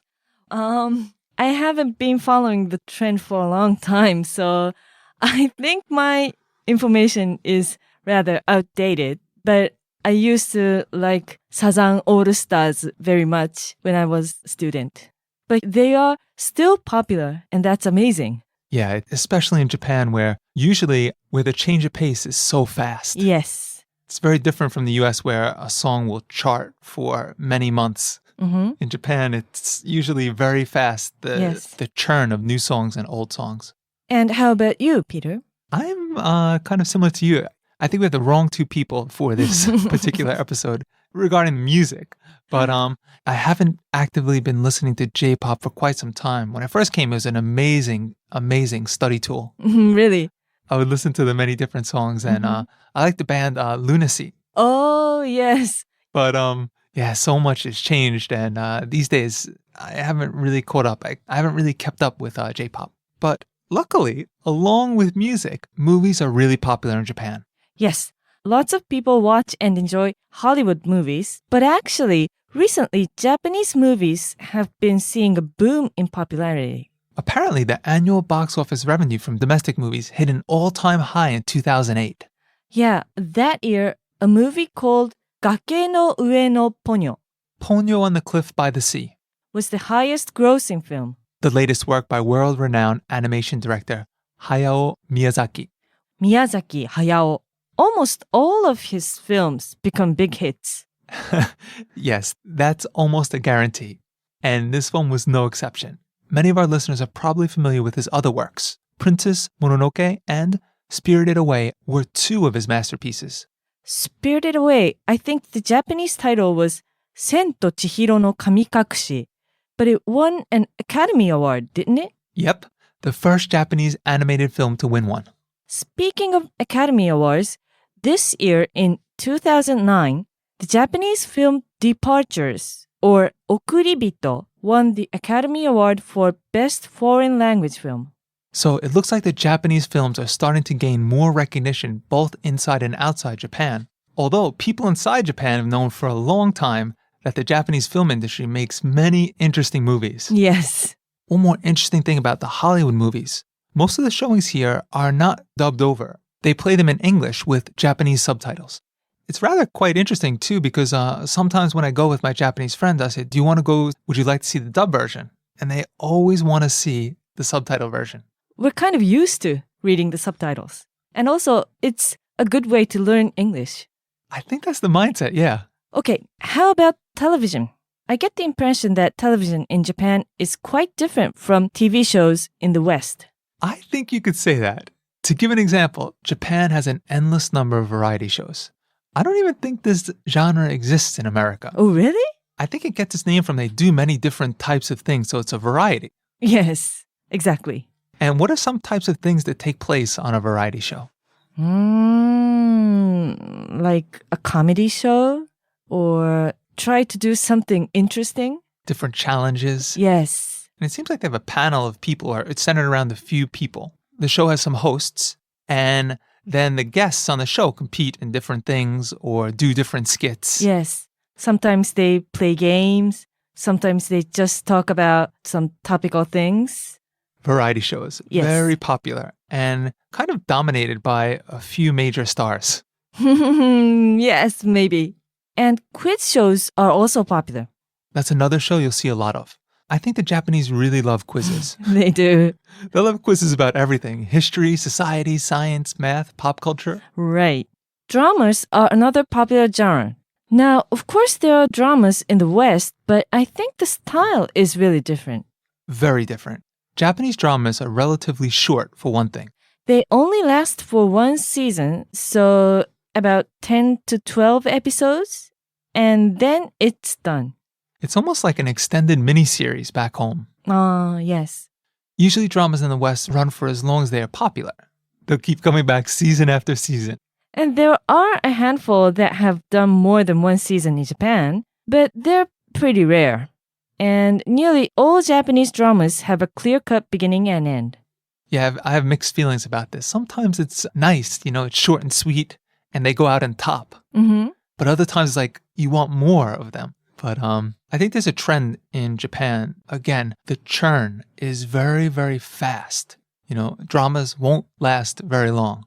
And this is kind of extended throughout, scales across the entertainment industry. So that's why our information becomes outdated very quickly. Now, Western dramas are also popular in Japan, right? Yes, and you can see them on TV or even rent the DVDs. Some popular ones are 24, Prison Break, Lost, and Heroes. When you watch Japanese TV, you'll probably see a lot of foreigners who are famous in Japan. Now, this is interesting because some of them aren't even known in their home country, just in Japan. One example is Jero, an African-American enka singer. His real name is Jerome White Jr., and he's from Pennsylvania in the US. And he's made it big here singing enka, which is traditional Japanese pop music. Enka is normally popular among older people in Japan, but Jero is really young, still in his 20s. Yeah, and he's gained a lot of media attention. He was even in the Kohaku, year-ending singing contest that we talked about many times before. And Korean stars have also become really popular since about 5 years ago. A Korean drama called Fuyu no Sonata, Winter Sonata, was aired on Japanese TV, and the two leads, known as Pae Yeonjun and Che Jiu in Japanese, became big stars in Japan. Ah, yes, the Hallyu or Korean boom. Hallyu is a term coined that refers to the popularity of Korean pop culture in Japan. Now, the fact they came up with a word for it kind of tells you how popular it is. Yes, they even made up a word. So these days, more and more Korean actors and pop singers are experiencing fame in Japan. How about the world of sports? There are many popular foreigners in the world of sports too. Even in sumo, which is interesting because it's very Japanese, very traditional. In sumo, there are Koto Ooshu, a sumo wrestler from Bulgaria, and Asa Shoryu. He's a sumo wrestler from Mongolia, and many Mongolian wrestlers are doing very well. Very well. So let's take a look at the flip side. How about Japanese men and women who are well known abroad? Well, in entertainment, we have Watanabe Ken, Ken Watanabe. who is an actor. Do you remember what movies he's been in? He was in The Last Samurai, right? With Tom Cruise? That's right. He got a lot of Academy Awards nominations for that role. And more recently, he was in Iwo-jima kara no tegami, Or Letters from Iwo Jima. a film about World War II that was directed by Clint Eastwood. So a lot of people in the West know him for roles in these movies, but he's been very famous in Japan for quite some time. Yes, he's a really popular actor. There are famous Japanese people in a lot of different fields. In film, there is filmmaker Kitano Takeshi. Takeshi Kitano, In literature, there is contemporary author Murakami Haruki. Haruki Murakami, And in the fashion world, there is designer Miyake Issei. Issei Miyake. Now, if you're unsure about who any of these people are, there's some more information about them in the write-up, so make sure to check that out. There are also a lot of famous Japanese sports figures too. A lot of them are baseball players. Baseball is arguably the most popular sport in Japan. Right. Japan has professional leagues, but there are quite a few Japanese baseball players that participate in the major leagues in America. The most famous example is probably Ichiro. America went through Ichiro fever at one point, and actually he's still quite popular now. If you follow baseball, you might know his name. There are also a few famous names in figure skating too. Arakawa Shizuka Shizuka Arakawa. is one. She got a gold medal in the 2006 Winter Olympics. These days, you hear a lot about Asada Mao. Mao Asada. She's currently ranked 3rd in the world. So that's a little bit about Japanese pop culture as of this date in history. See you next time. じゃあまたね。All About Japanese Lesson 11. Top 5 Tools for Learning Japanese. Hi everybody, welcome back to JapanesePod101.com. I'm Peter. And I'm Jessie. Jessie, this is your first All About Japanese series lesson. Yes, that's right. I'm really happy to be here. It's great to have you here. So Jessie, can we have a quick introduction? Sure. I've been studying Japanese for about 8 years, and I currently host a lower intermediate series at JapanesePod101.com. Well, it's great to have you with us. Today, we have a great list of tools to help your Japanese studies. Yes, we do. Now, these are tools that when put together are going to do wonders for your Japanese. And some of them will really save you a lot of time too, which is great. And what's even better is that they're all free. Free of charge and easily found on the internet. Yeah, what could be better? Okay, so let's get started. And before we get started, we want to tell you that you can find all of the links to the resources we'll be mentioning in the PDF, so make sure to check that out. Jessie, what's the first one? The first one is called Rikai-chan. Now, Rikai-chan is amazing. Imagine being able to read Japanese web pages, blogs, articles, before you can actually read or speak Japanese. Rikai-chan makes this possible. Every time you hover your cursor over a word in Japanese, you'll get a pop-up window that has the reading and the translation. And it's really fast, so it comes up instantly. You can probably imagine how helpful this is when you're trying to decipher your way through a page filled with Japanese. There's also another cool feature to it. Yes, and it's so good that it actually comes next in our list. So let us explain a little bit. When you use Rikai-chan, by default it will look up entire words. But if you're wondering about one kanji character in particular, you can look it up in the Rikai-chan Kanji Dictionary. Once you have your cursor over a word, you can press the Shift or Enter key to switch between the word dictionary and the kanji dictionary. And so this makes it possible to look up just the kanji information. And it gives you a lot of good information too. The meaning of the kanji, all the readings, the stroke order, the number of strokes, the radicals that make up the kanji, and more. So this is a really good tool for picking up a lot of new kanji. You definitely want to get Rikai-chan. By the way, Jessie, what does Rikai-chan mean? Rikai is a word that means comprehension or understanding. And what they did was they added the name suffix, chan, to it. Which gives it kind of a cute sound to it. Right, like a term of affection. The next one is an English-Japanese, Japanese-English dictionary called Eijiro. Eijiro is a dictionary that was put together by a group of translators, so the database is huge. There are so many specialized words and phrases in there that you'd have a difficult time finding elsewhere. It's really quite amazing. The stuff you can find in there, unreal. Yeah, I agree. You can find a lot of colloquialisms in there, for example. Another great thing about it is the amount of sample sentences. Definitely. There are tons of them in the Eijiro database. If you want to get a feel for how a word is really used, then you can check out all the sample sentences. Now, you can either buy Eijiro in CDR format or as a downloadable dictionary file, or you can use it for free at the Space Alc website. That's right. You can use this awesome dictionary for free. So definitely give it a try. Put it in your bookmarks. Probably be using it often. And next we have Anki, which is a flashcard program. Anki means? Memorization. In Japanese. Yeah, this one has gotten really popular lately. We hear our listeners talking about it all the time. That's right. Anki is not just your regular flashcard program. It's based on a method called spaced repetition. Now, this is based on research that tells us when we learn new information, of course, it's important to repeat it over and over. But the intervals at which we repeat the information also makes a big difference. The intervals that the flashcards come up at are carefully calculated based on this research. So, you'll learn and retain new information effectively by using Anki. It's really easy to add words and kanji that you want to study to Anki. Yes, there are flashcard decks that you can easily download and load into Anki. There are a lot of pre-made ones available. Some of them are grouped by JLPT, Japanese Language Proficiency Test Level. So if you're studying for the test, this is an excellent tool.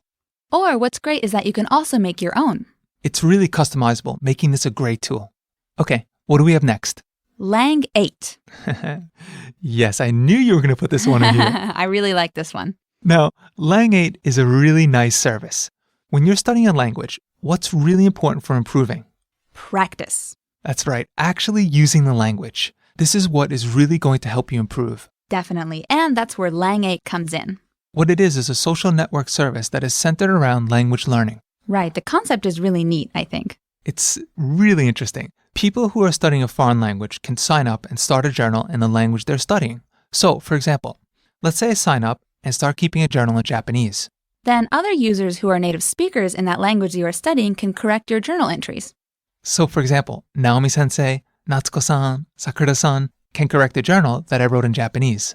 And then in return, Peter could correct entries that they will try and write in English. So you have a native speaker looking over what you have written and giving you feedback. So for me, I have a native Japanese speaker looking over my material and giving me feedback. And me as a native English speaker, I can look over foreigners writing in English and give them feedback. And the service is free. And there are also communities that you can join to talk about language, culture, interests, and more. What's great is that it works for any level. So even if you're just getting started in Japanese, it would be great practice. Definitely. And also, the feedback you receive is really valuable too. So we recommend signing up, writing something in Japanese, and see what kind of feedback you get. All right, so we hope you'll take advantage of these great tools and all they have to offer. We've tried them, and so we know how good they are. And that's why we're passing them on to you. Remember that the links for all these sites and programs can be found in the accompanying PDF file. So let us know what you think of them too. If you have some other resources you'd like to share, you can always stop by JapanesePod101.com and share them with the community. Okay, and that wraps up this lesson. See you next time. All About Japanese Lesson 12, Top 5 Japanese Classroom Phrases. Hi everyone, and welcome back to the All About Japanese series. In this lesson, you'll learn the top 5 phrases you'll hear in a classroom. These are phrases that a teacher would use often. You'll get a head start by already knowing these phrases. So, without further ado, let's listen to the first phrase. Please say it, or please repeat after me. 言ってください。言ってください。言ってください。言ってください。言ってください。言ってください。So, when you're in a classroom, hopefully you'll be doing a lot of speaking. The teacher will probably make you say or repeat many words and phrases, right? Right. So first, we'll introduce the phrase, please say it or please repeat after me. For this one, we say 言ってください. It literally means please say it. So a teacher might point to a word on the board and say something like, 言ってください. Can you say it again? 言ってください. Break it down. 言ってください. 言ってください. Please say it. If the teacher wants you to repeat the phrase though, they might say リピートしてください. Naomi-sensei? Repeat. Repeat? Right. It's borrowed from English. I can tell that. Let's listen to the next phrase. Please look. 見てください。見てください。見てください。見てください。見てください。見てください。Now, it sounds a lot like the phrase we just went over. Right. 言ってください. Please say it. And 見てください. Please look. Sounds really similar. So, make sure to note the difference. Can we hear the phrase, please look, one more time? 見てください. Break it down. 見てください. 見てください. Literally, look please. Now, you can also put a noun in front of this phrase to indicate what you want the person to look at. For example, ホワイトボード. 見てください. please look at the whiteboard. ホワイトボード is whiteboard. Now, the next phrase is another request. Please read. 読んでください。読んでください。読んでください。読んでください。よ、ん、で、く、だ、さ、い。読んでください。If the teacher wants you to practice reading some word, a phrase, or a passage, you can expect to hear this. Please read. So, can you guess the meaning? テキスト、読んでください。 Texto.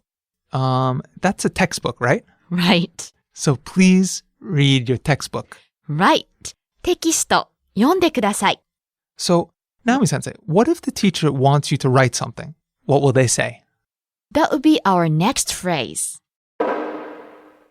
Please write. 書いてください。書いてください。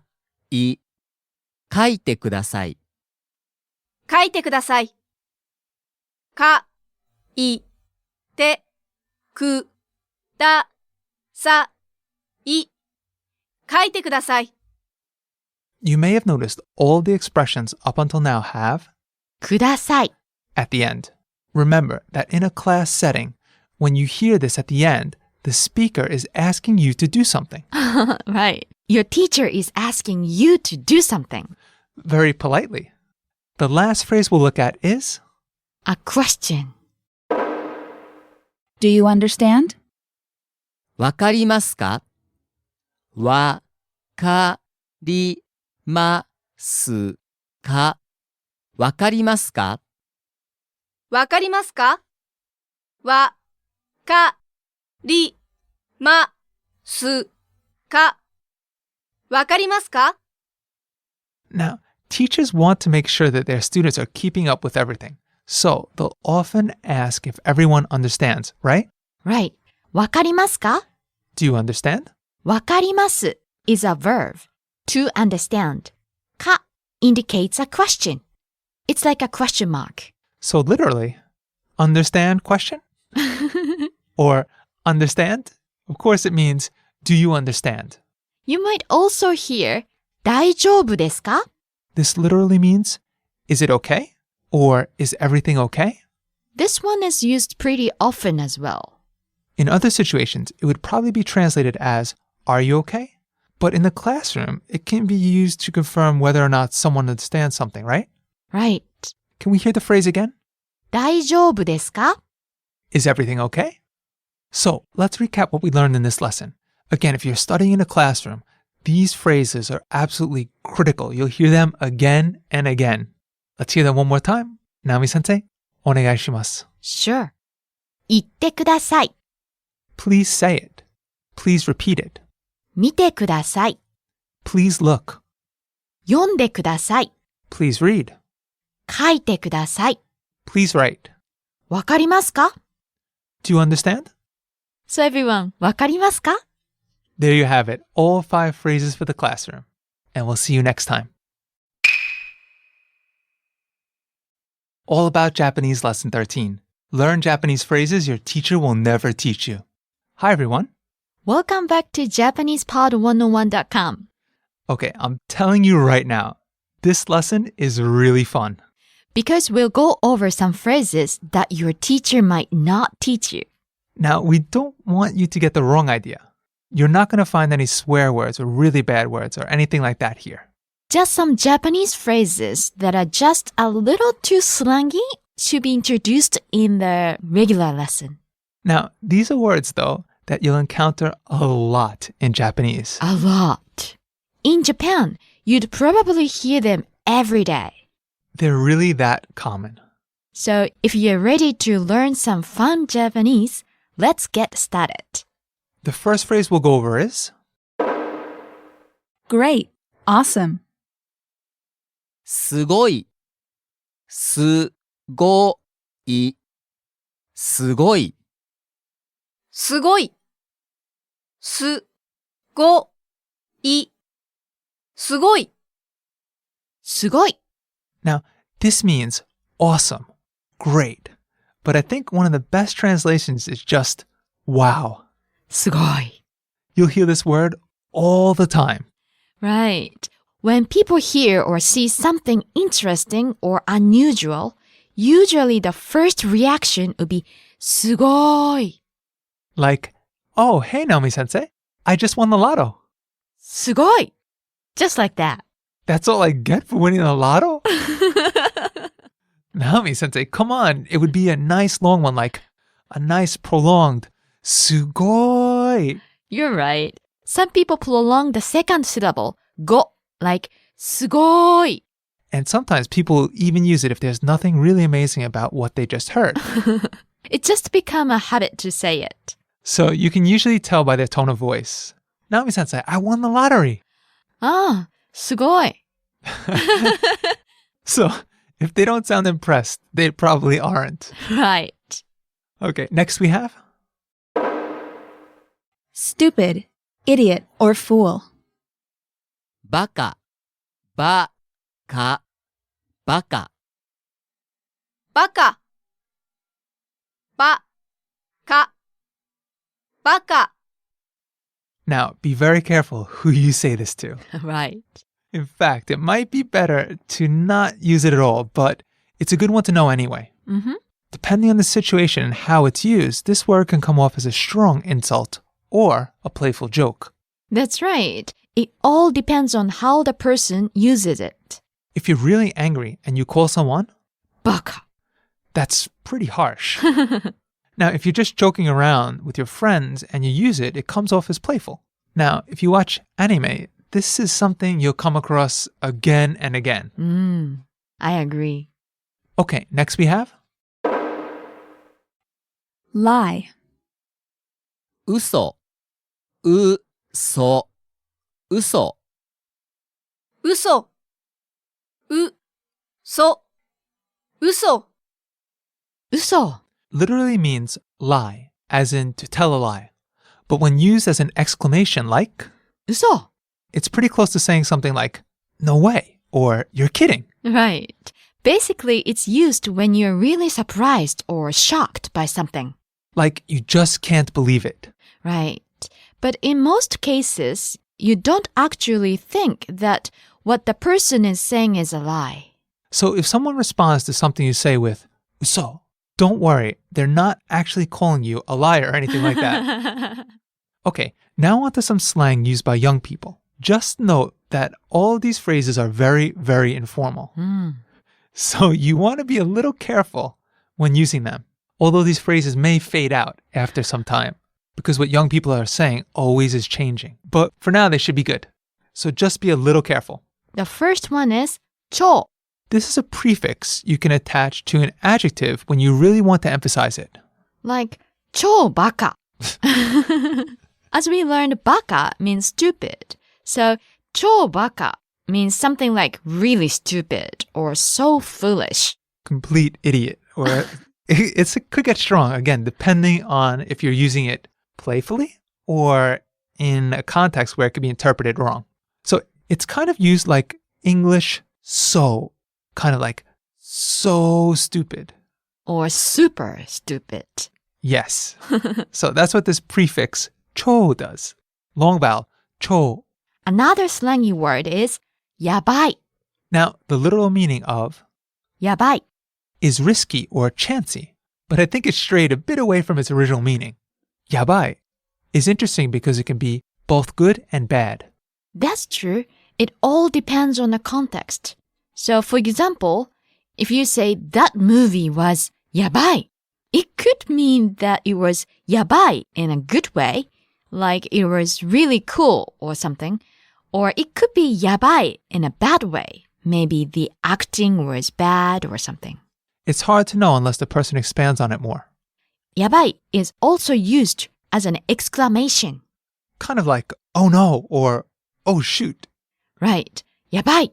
If you've just realized something bad. やばい. I overslept, or something like that. Yeah, that's a 超やばい situation, isn't it? Okay, next is マジ. Maji is like 超 in that it comes before words to emphasize them.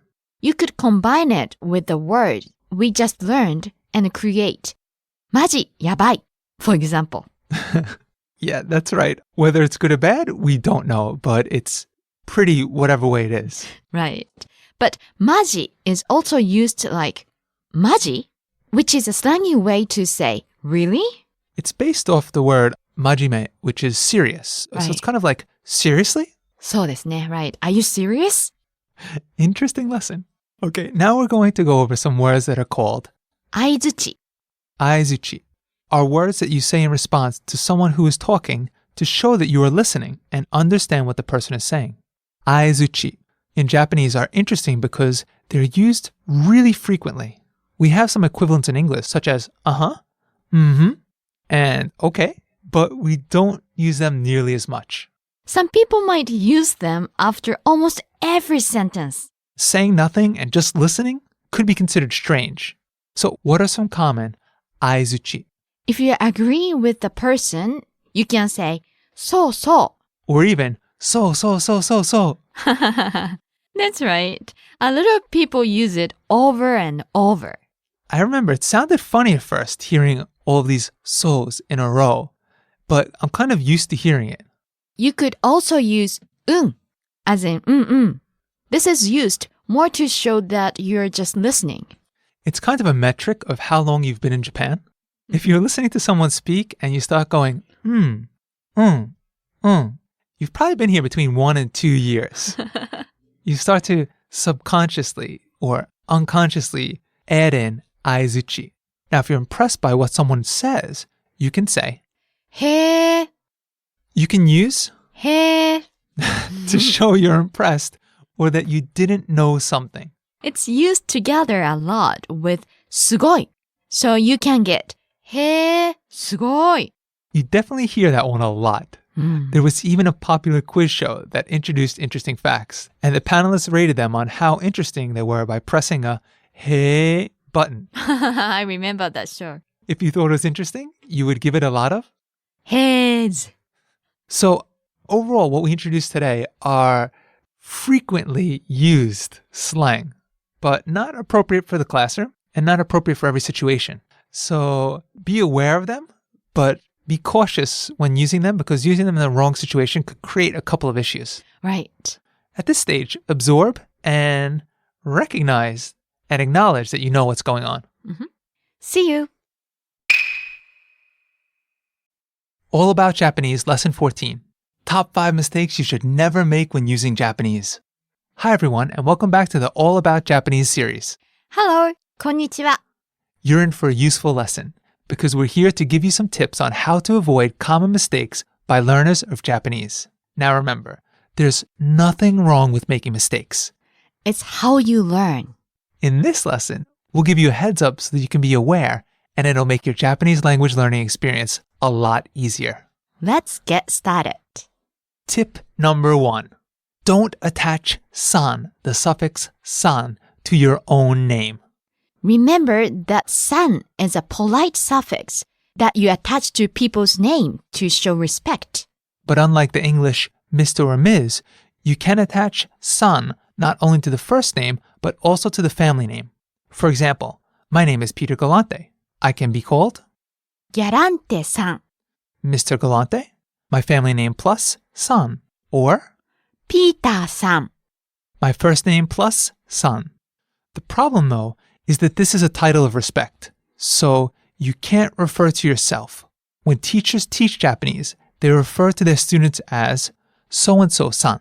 For example, John becomes John-san. Sarah becomes Sarah-san. and so on. And I think what happens is that the student gets used to hearing their names the way the teacher is saying it, so they start referring to themselves that way. So just remember to refer to yourself using only your name. For example, 私は John です. I'm John. 私は Peter です. I'm Peter. 私は Naomi です. I'm Naomi. Don't put san to your own name. Never put san on your own name. Tip number 2. Watch your politeness level. So you've already learned that Japanese has different politeness levels. Which one you use depends on the age and status of the speaker and listener and the relationship between them. One thing that's really important to remember is to speak politely to people who are older than you or have higher social status than you. As well as people who you don't know. An exception is if you're talking to children. Oh, right. With everyone else you don't know, you should speak formally. In general, people who study Japanese are taught formal language first. But those who learn mostly from friends or peers might only pick up informal language. Right. So you just have to be careful about making that switch between levels when it's appropriate. I would say when in doubt, speak formally. I agree. Better to err on the side of caution. If other people don't think it's necessary, they'll probably let you know. So it's no problem. That's good advice. Tip number 3. Watch your gender. So in Japanese, men and women use different language. Yes, this is a really interesting aspect of Japanese. Sentence endings, word choice, and intonation all differ between men and women. So it's important to be aware of and be able to recognize the difference. Now, I think this is something that male non-native speakers have to be especially careful of. A majority of Japanese teachers are female. And if a male student is learning from a Japanese female friend or partner, he runs a risk of sounding feminine if he starts to copy the speech patterns that he hears. Sometimes that helps is listening to a lot of different styles in Japanese. That's right. Listen to Japanese spoken by all kinds of speakers, and eventually you'll start to pick up on the differences between male and female speech. Right. How about you, Peter? I think this is one of the best tips we've covered so far. Like we discussed, my teacher was female. It was easier for me to catch what Japanese female speakers were saying. The guys sounded mumbled, they spoke lower. It was harder to catch what they were saying. Right. Women speak clearly. And above all, it was kind of difficult to make guy friends at first. So I think that combination results in a lot of guys speaking feminine. And the thing is, it's not such an obvious thing. It's very subtle. The speech difference, what Japanese women and men say, fundamentally it's the same, but it's the intonation and the endings and things like this that gives it a feminine feel. Okay, so what's the next tip we have? Tip number 4. Learn your long vowels now. Japanese has both short and long vowels. For example, the a vowel can be either short, 1 syllable, or it can be long, 2 syllables. Ah. And these are 2 distinctly different sounds. Whether a vowel is long or short can affect the meaning of the word. To use our example, the word for corner is kado. That's the short vowel. And the word for card is kado. That's the long vowel. So the vowel is exactly the same, but the length of it changes the meaning of the word. How about another example? 来てください is a phrase that means please come. So 来て has a short e vowel. And 聞いてください means please listen. So the e vowel becomes a long vowel, and it now becomes please listen. Can we hear just the first word of each? Sure. 来て come and 聞いて listen. Can you hear the difference? It's an important one. Japanese has tons of pairs like these. Right. When learning new Japanese vocab, pay attention to the long vowels. Sometimes in romaji or romaji, they'll be marked with a macron. And what a macron is a little line over the vowel. This tells you that the vowel is a long one. In other books, there are 2 vowels will appear back to back. And that's how you can find the long vowel. Okay, Peter. What is the last tip we have for everyone? Tip number 5. Watch out for similar sounding words. Now, this could happen in any language, but Japanese has a relatively small number of sounds, meaning that there are tons of words that sound really similar. The difference being only 1 syllable or something like that. When you're starting out and you still have a small vocabulary, it becomes even easier to mix up words. Right. What are some of the infamous examples? One example is きれい versus 嫌い. They sound really similar, but what do they mean? きれい with an e meaning pretty or beautiful, whereas 嫌い with an a sound means hate it. It means you hate whatever you're talking about. Yeah, you have to be careful with this one. You wouldn't want to try and tell someone they're beautiful and end up saying you hate them. How about another example? かわいい versus 怖い. Meanings are? かわいい means cute and 怖い means scary. So be careful when commenting on someone's pet or kid. I've heard of this happening before and I've been misunderstood. Really? Yeah. So someone tries to say that another person's baby is kawaii, but it comes out kowai. No. All right, well, there you have it. The top 5 tips for avoiding common mistakes in Japanese. Don't attach san to your own name. Watch your politeness level. When in doubt, speak formally. What's your gender? Learn long vowels and watch out for similar words. Please keep these in mind and your Japanese learning experience will be made a whole lot better. You'll be on the right track. See you next time. All About Japanese Lesson 15. The best of the best Japanese phrases. Learn your Japanese teacher's favorite phrases. Hi everyone and welcome back to the All About Japanese lesson series. In today's lesson, we'll go over our top 5 favorite phrases. Yes, these are phrases that we chose. We chose phrases that we find useful or interesting and that are used a lot in Japanese. So, Natsuko-san, what's our first phrase? そういえば. One more time. そういえば. This phrase means speaking of which or now that you mention it. Natsuko-san, when can we use this phrase? Well, if someone is talking about something that reminds you of something related, you can bring up that topic with そういえば. Break it down. そういえば. そういえば. It's kind of like, that reminds me. Or, speaking of, let's give an example of how we can use this phrase. Let's say I went to a party recently. Natsuko-san, ask me about the party I went to. Okay. ピーターさん、パーティーはどうでしたか?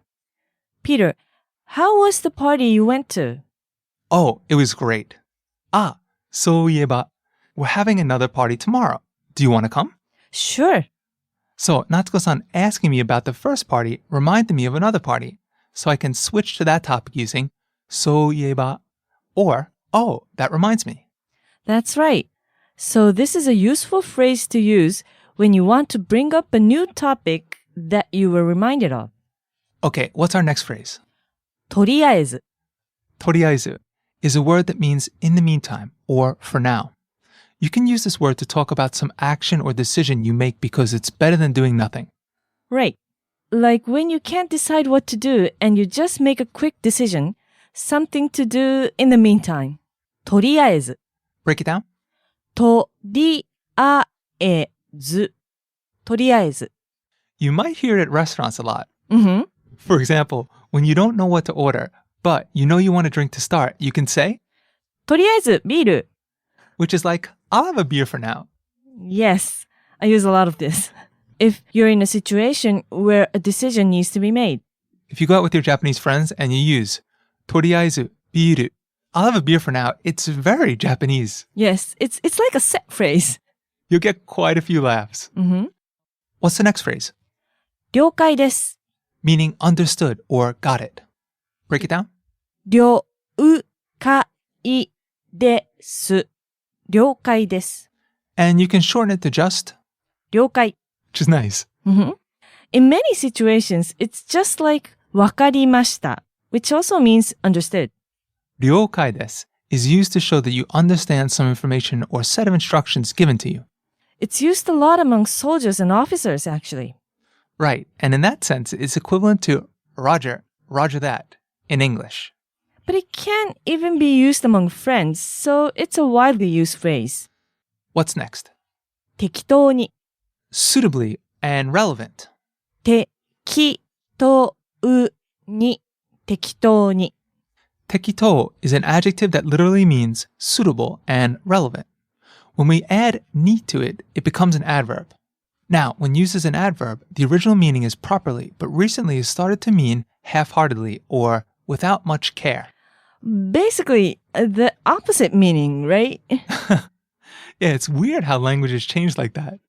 But you'll hear it used in the meaning of half-heartedly or without much care a lot.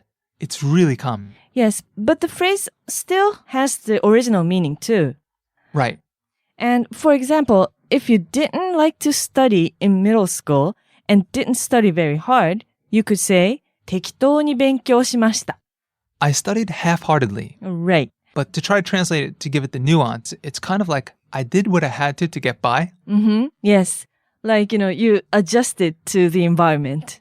But just enough to get Yes. what you needed to do. You didn't do anything extra. It's also used in a slightly different way. Yes. Like if you tell someone to do something, 適当に, what you're really saying is that you'll leave it to them to do it how they want. Oh, yes. For example, if you're at a restaurant with a friend and you don't care much about what's ordered and you want your friend to do it, you could say, 適当に注文して. 注文して means please order in informal Japanese. So you're telling your friend to order. 適当に. I'll leave it to you to order or just order whatever, which is kind of a really good translation. Yes. Just get whatever. Okay, on to our last phrase. 確かに. That's true. Indeed. That's for sure.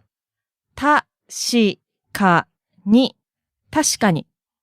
This means that's true, indeed, or that's for sure in English.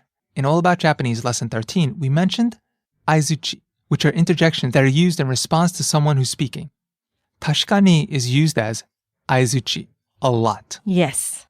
It means that you agree with the point that the person just made. Yeah, even if you don't agree with them on other things. Good point. So if you think that someone has a good point, even if you don't really want to admit it, you can acknowledge it with 確かに. Yes, it's often used in that way. So there you have it. 5 phrases that we find really useful that we have now passed on to you. Try using some of them the next time you have a conversation in Japanese. And the best thing about these phrases are they're very Japanese. Yes, they're real Japanese. And if you use them correctly, you're going to turn some heads and wow some people. I bet so. I think the easiest one to use is the とりあえずビール. Yes, I recommend that. Okay, that concludes the All About Japanese series. じゃあまたね. Japanese Pronunciation Series, Lesson 1, Basic 46 Sounds. Welcome back to JapanesePod101.com. Hello everyone. こんにちは. And welcome to our Japanese Pronunciation Series. In this lesson, we're going to start with the basics and slowly work our way up. First, we'll talk about what Japanese sounds are made of. Japanese doesn't have many sounds to begin with, comparatively. Right. There are only 14 consonants and 5 vowels. Let's start to look at the individual sounds and how to make them. We're going to start here with the vowels. First of all, let's listen to the Japanese vowels. あ、い、う、え、お。あ、い、う、え、お。 Like we said, there are 5 vowels, just like in English. But while English vowels have different pronunciations, depending on different combinations, Japanese vowels only have one pronunciation each. It makes them really easy to remember. What we'll do is compare them to sounds in English. Okay, the first one is the letter A. A. A is pronounced like the A in father. Next is the letter E. E. It's pronounced like the E in net. Next is the letter I. I. It's pronounced like the E in meat. Next is the letter O. O. It's pronounced like the O in so. Well, kind of. All right, let's stop here for a moment. Try saying the word so in English. Notice how the O sound kind of slips in a oo at the end. So it's kind of like so. We want to avoid this in Japanese.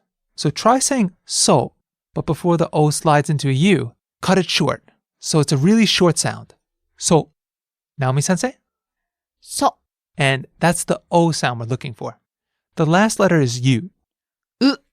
This is pronounced like the oo in mood, but the lips aren't as rounded as in English.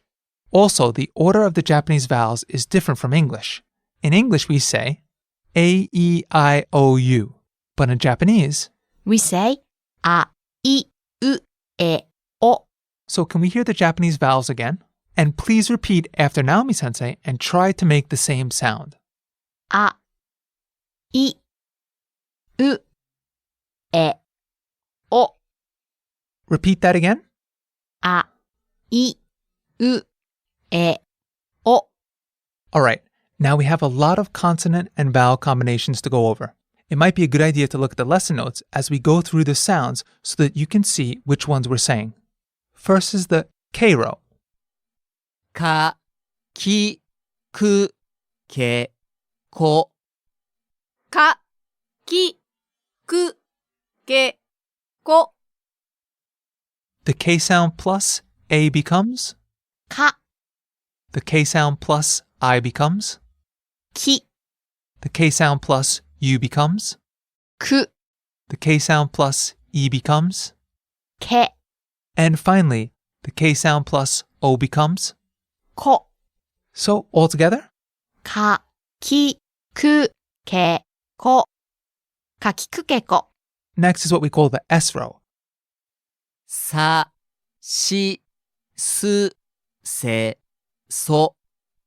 さ、し、す、せ、そ。 And S will be combined with all of the vowels, similar to the previous row. So you probably noticed that SI didn't become し、 but rather. し。 So that's one you're just going to have to memorize. Right. し。 Can we have all 5 syllables? Sure. さ、し、す、せ、そ。さしすせそ。 Next, we have the T row. た、ち、つ、て、と。た、ち、つ、て、と。 The tricky sounds are ち and つ, aren't they? Yeah, actually, when you write them in a Romaji or the Roman alphabet, chi is spelled C-H-I? and tsu is spelled. T-S-U. These are 2 more you're going to have to memorize. They deviate from the pattern. ち and つ. The tsu sound. This is interesting because we don't have it in English. Think of the word cats. Hear the ts at the end? That's the sound we're talking about. If you can say cats without the CA, then you're on your way to properly pronouncing this sound. Naomi Sensei, one more time. つ. Next, we have the N row. な、に、ぬ、ね、の。な、に、ぬ、ね、の。 As you can see here, this one followed the rule. Next, we have the H row. は、ひ、ふ、へ、ほ。は、ひ、ふ、へ、ほ。 In this row, ふ becomes ふ another one you're going to have to memorize. Now, this fu sound, this can be hard for English speakers. The f sound in Japanese is a lot lighter than English. So when you make the f sound in English, your teeth touch your lips. But when you make it in Japanese, your teeth don't touch your lips. Instead, air is blown between your lips.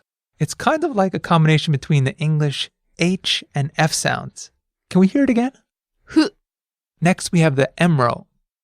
ま、み、む、め、も。ま、み、む、め、も。 This follows the pattern. Next, we have the Y row. や、ゆ、よ。や、ゆ、よ。 Yi and ye are missing. Now, these are no longer sounds in modern Japanese, right? No, not anymore. Next is the R row. ら、り、る、れ、ろ。ら、り、る、れ、ろ。 They're a little tricky. This is a very tricky row. Now, this row is probably a little hard for English speakers to get the hang of because the R sound is different from the R in English. These ら、り、る、れ、ろ sounds don't exist in English, right? Right. When you make an R sound in English, you roll your tongue, but it doesn't touch the roof of your mouth. In Japanese, however, you lightly tap the roof of your mouth with your tongue to create an R sound. You also do not round your lips with the Japanese R while you do in English. It might be easier to make the sound if you think of it like making a light D sound. Quite similar. Yeah, it's similar to the sound in the middle of the English words butter and matter. Ah, right. Not the sound, the action. So if you say butter and matter, you can see how you flick your tongue when you say those words. But you're talking about American English, right? Yes. Can we hear this again? ら、り、る、れ、ろ。らりるれろ。 Now, it's interesting. Sometimes this R sound actually sounds closer to an L sound. And when you hear different Japanese speakers, some will sound more like an R and some will sound more like an L. Next, we have the W row.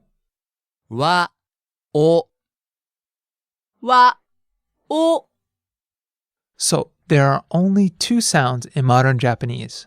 The W in wa is pronounced the same as in English, but お is often simply pronounced as お in Japanese. depending on their speaker, but usually お Finally, we have the n sound. ん、ん、 The pronunciation of changes a little bit depending on what kind of sound comes after it.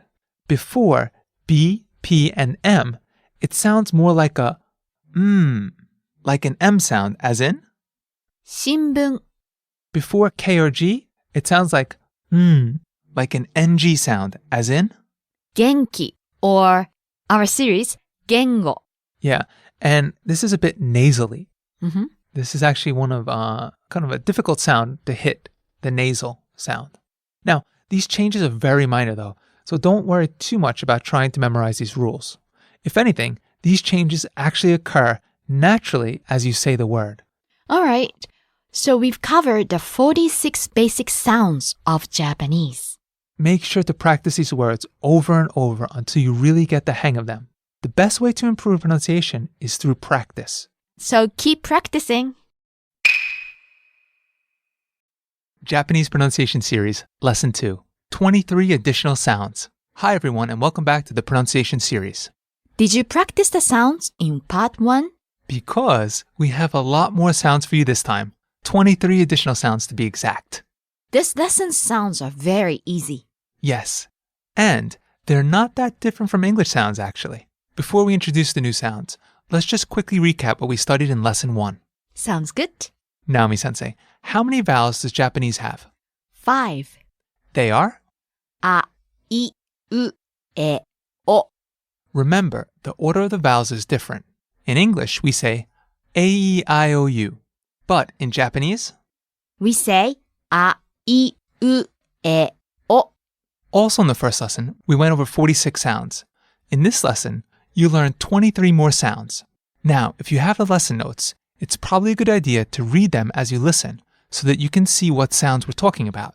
If you look at the hiragana for those sounds, you might notice something. Yes, the hiragana for these sounds is the same as the hiragana for sounds we covered last time. But this time, there's a little mark called ten, meaning ... that has been added to them to indicate a different sound. So the ten looks a little bit like a double quote mark. Okay, first, let's listen to the G set. が、ぎ、ぐ、げ、ご。が、ぎ、ぐ、げ、ご。 I notice some people pronounce it as nga, gi, gu, ge, go, very nasally. Right. The basic rule is when gagigugego sounds comes at the beginning of the word, it's gagigugego. But when those sounds are in the middle or at the end of the word, they become nasal, like nga, ni, ngu, nge, ngo. Of course, there are some exceptions. Let's look at when a word starts with the G sound. The word bank in Japanese is ginko. Ginko, the first gi sound, is not nasal. Now, how about an example to illustrate the nasally sound? The word ki is kani. So the second gi sound is nasal. Yeah, at least this is a rule most newscasters follow. It's said, however, among the younger generation, the nasal sounds are getting less common. So if you want to work in the TV industry in Japan, it's probably something you're going to have to learn. But otherwise, I think a regular G sound, gagi gu ge go, are good enough. I think so. Okay, now take a look at the hiragana for gagi gu ge go. They will have two angled dashes in the top right corner of the character. Do you see them? They're called Dakuten or tenten. ten. Right. Ten means dot. And there are two, so ten. Yeah, I think maybe some people may have an issue with the image of a dot. It seems round. Ah, And these are angled dashes. right. But it comes with understanding. In Japanese, this is an accepted word for ten. So in Japanese, ten is not only dots, but also it covers these angled dashes. Right. Without these dashes, without the ten, the characters are all K sounds. Right. They're ka, ki, ku, ke, ko. Okay, next we'll look at the Z set. And you could probably guess the sound is going to start with a Z. ざ、じ、つ、ぜ、ぞ。ざ、じ、ず、ぜ、ぞ。 Now, notice how Z becomes G. So just to reiterate, without the ten dots, they are S sound. the S set. Sa, shi, su, se, so. But when we add the ten, the double angled dashes, they become the Z sound. Now, one we want you to notice how she becomes Ji. This is one you're just going to have to memorize. Okay, on to the D set, which is based off of T set. Ta, chi, tsu, te, to. when we add the angled double dash, the ten, it becomes, please have a listen, だ、じ、つ、で、ど。だ、じ、ず、で、ど。 Now, here too, there are a couple of exceptions to the rule that we're just going to have to memorize. First, notice how Chi, becomes ji, and tsu, becomes. zu, Now, you might be thinking, didn't we already have ji, and zu. from the previous set? Now, if the answer is yes, you're right. So when it comes to pronunciation, both pairs, Ji, and zu. have the same sound. Right. So basically, the sound from the Z set, the one we previously covered, and the sound from the D set, these two sounds are the same. But when it comes to writing, Ji, and zu. from the D row are not used as often. The G from the 0 and the Z from the 0 are the standard versions. Without ten, they're T sound. So, tachitsu de to becomes dajizu de do. On to the next row. This is the B set based on H set. ば、び、ぶ、べ、ぼ。ば、び、ぶ、べ、ぼ。 So, ha, hi, fu, he, ho becomes ba, bi, bu, be, bo with ten dots. Now be careful about pronouncing these sounds exactly as you would in English. In English, when we make b or p sounds, a puff of air goes along with it. Try saying words like bat or bit while holding your hand in front of your mouth. You can feel the puff of air, right? In Japanese, though, there's no puff of breath when you produce these sounds. That's right. So you could try making these sounds while holding your hand in front of your mouth so that you can see whether or not you're making a puff or breath. This also goes for the next set of sounds we have, the P row, which is also based off H roll. ぱ、ぴ、ぷ、ぺ、ぽ。ぱ、ぴ、ぷ、べ、ぼ。 Now, the P row is a bit special when you look at the hiragana. The characters are the same as the H row and the B rows, but they don't have a 1010 attached to them. Instead, they have a little circle mark. The official name of the circle is 半濁点, but it's usually called 丸. This is the only row of characters to use a maru, a circle. H row, は、ひ、ふ、へ、ほ becomes B row, ば、び、ぶ、べ、ぼ with 点dots. And は、ひ、ふ、へ、ほ becomes ぱ、ぴ、ぷ、ぺ、ぽ with 丸 circle. Okay, so in this lesson and the last lesson, we covered a total of 69 basic sounds in Japanese. Thank you for joining us, everyone. Keep practicing that pronunciation and we'll see you next time. Japanese Pronunciation Series Lesson 3, Combination Sounds. Hi everyone. Welcome back to the pronunciation series.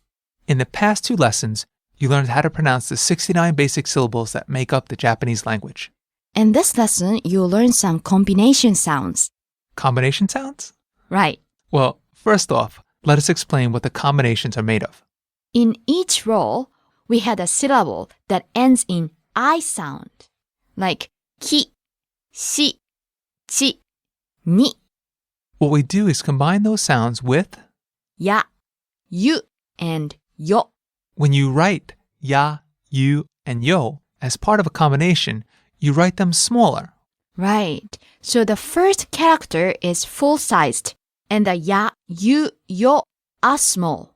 We recommend that you look at the hiragana in the lesson notes so that you can see what we mean by this.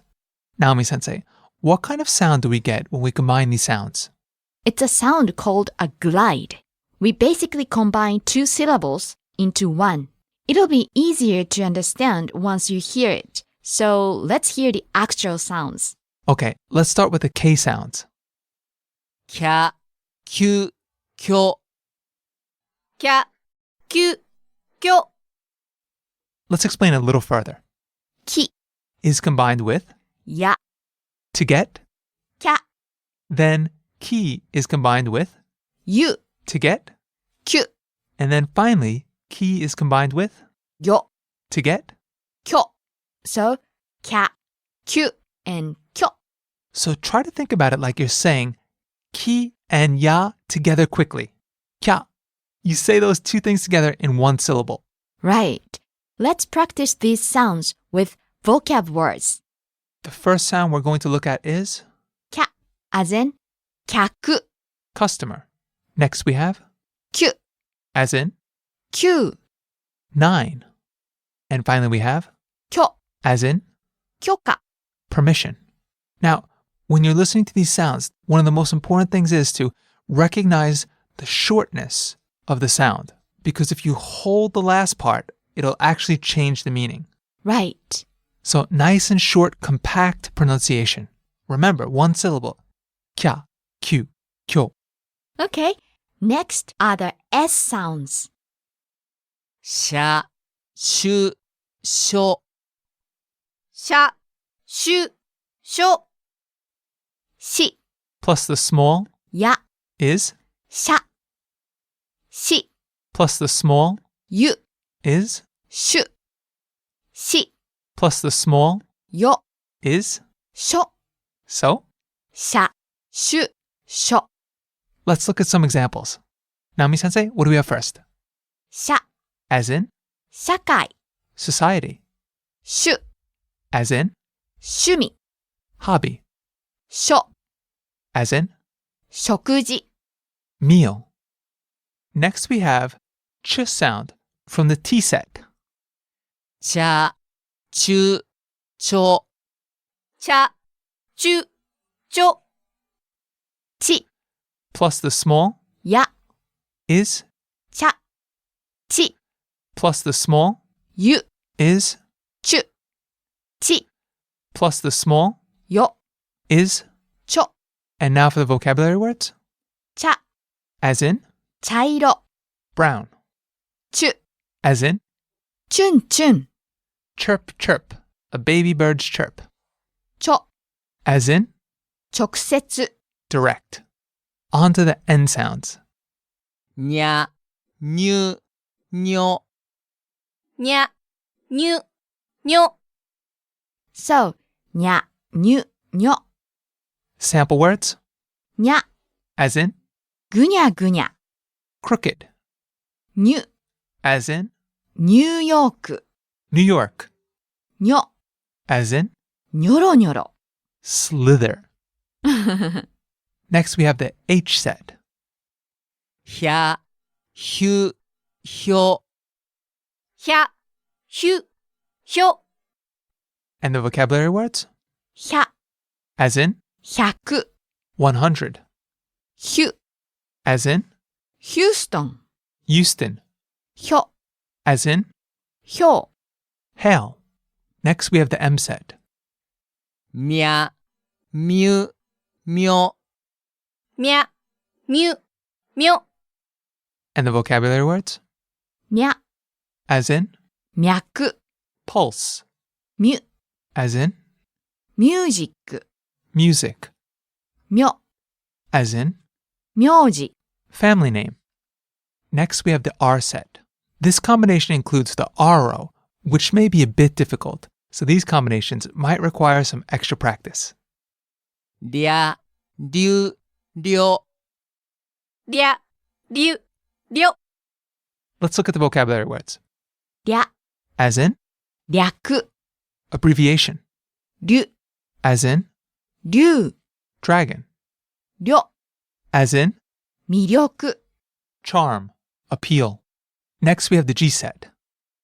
ぎゃ、ぎゅ、ぎょ。ぎゃ、ぎゅ、ぎょ。 And the vocabulary words, ギャ、 as in ギャグ。 gag or joke, ぎゅ、 as in 和牛。 Japanese beef, 魚、 as in 金魚。 goldfish. Next are the J sounds. じゃ、じゅ、じょ。じゃ、じゅ、じょ。 And the vocabulary words, じゃ、 as in ジャズ。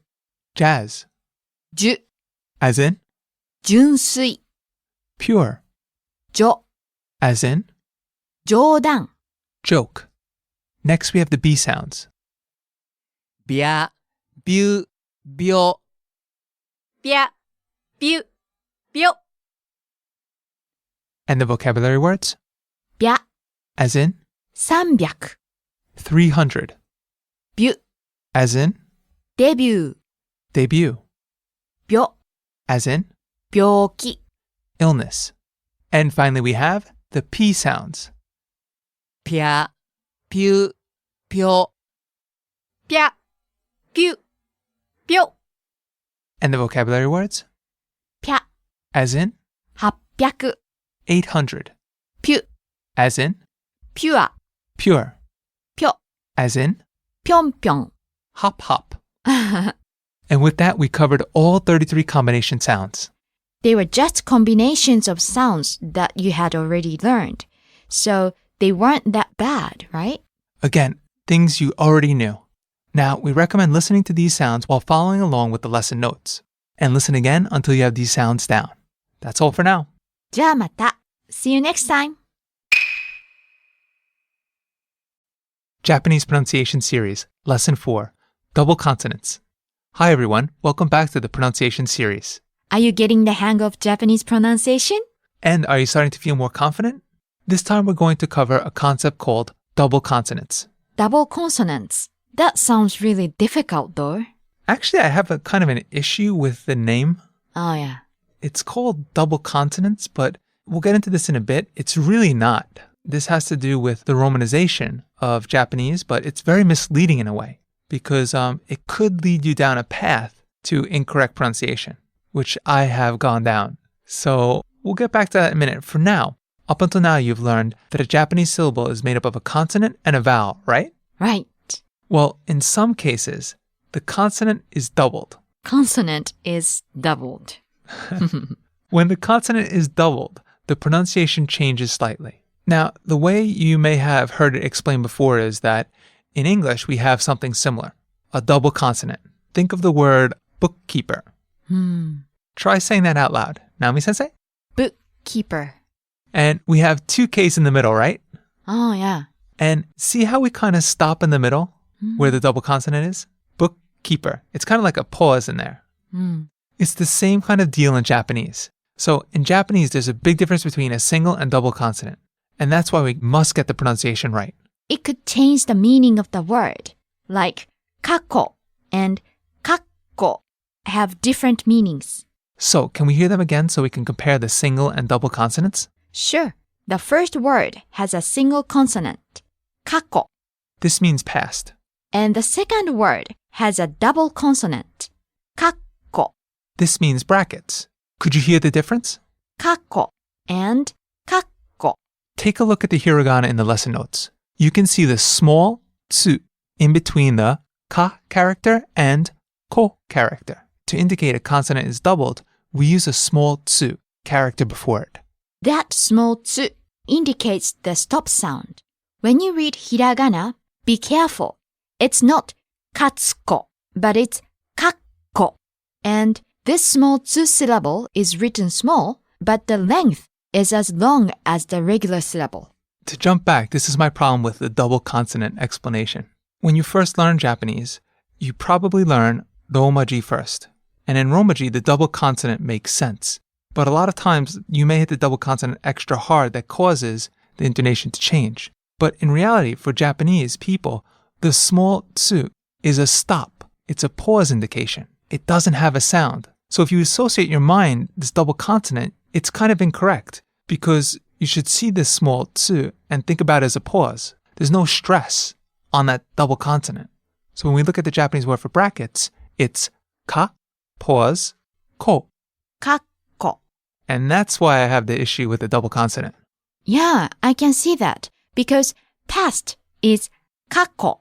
Let's hear them side by side with the clapping. It's two syllables. So, kakko. Whereas brackets, kakko, has three syllables. So, kakko. So that pause in there. Right. Silent pause. So if you learn kana right away, and you learn that small tsu, that chichai tsu, indicates a pause, your pronunciation is going to be a lot better than someone who associates it with a double consonant. I agree.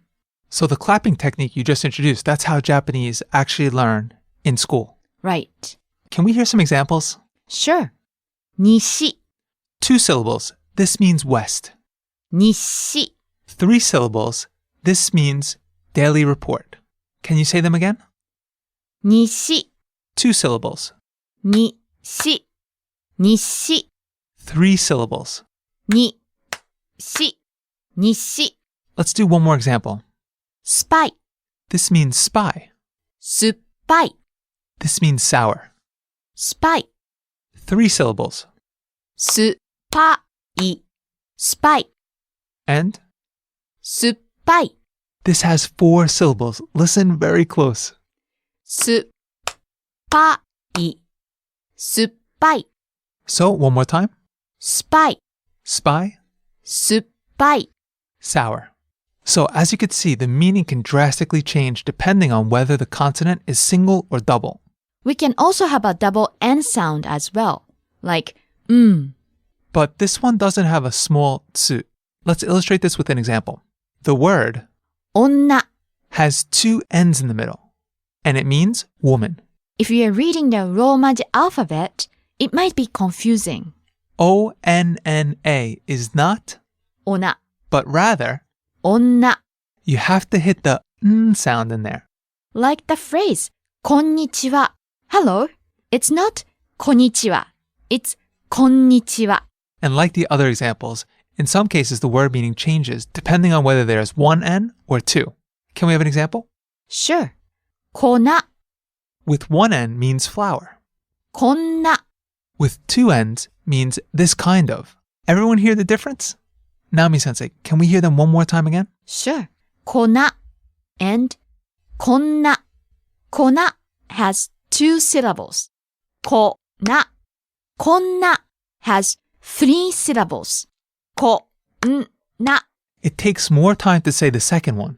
And also remember, N can be combined with a vowel to make a syllable, but it can also be used by itself, So, are you feeling more confident with double consonants?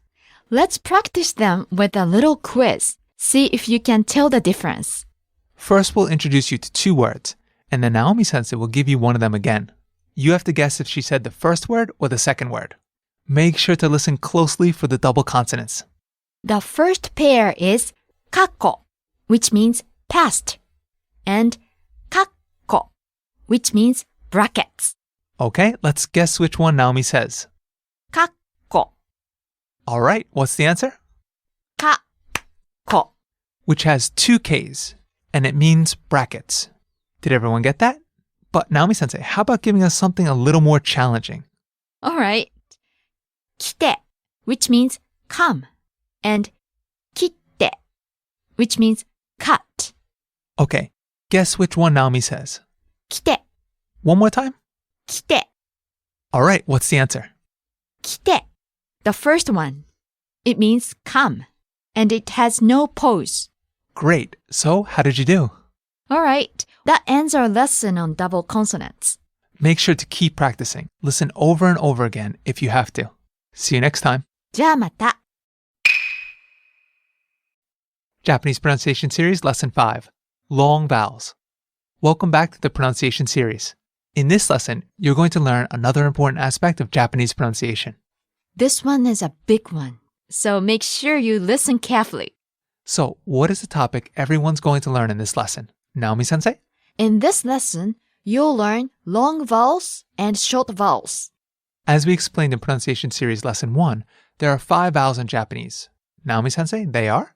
あ、い、う、え、お. Now, long and short vowels refer to how long the vowel is held.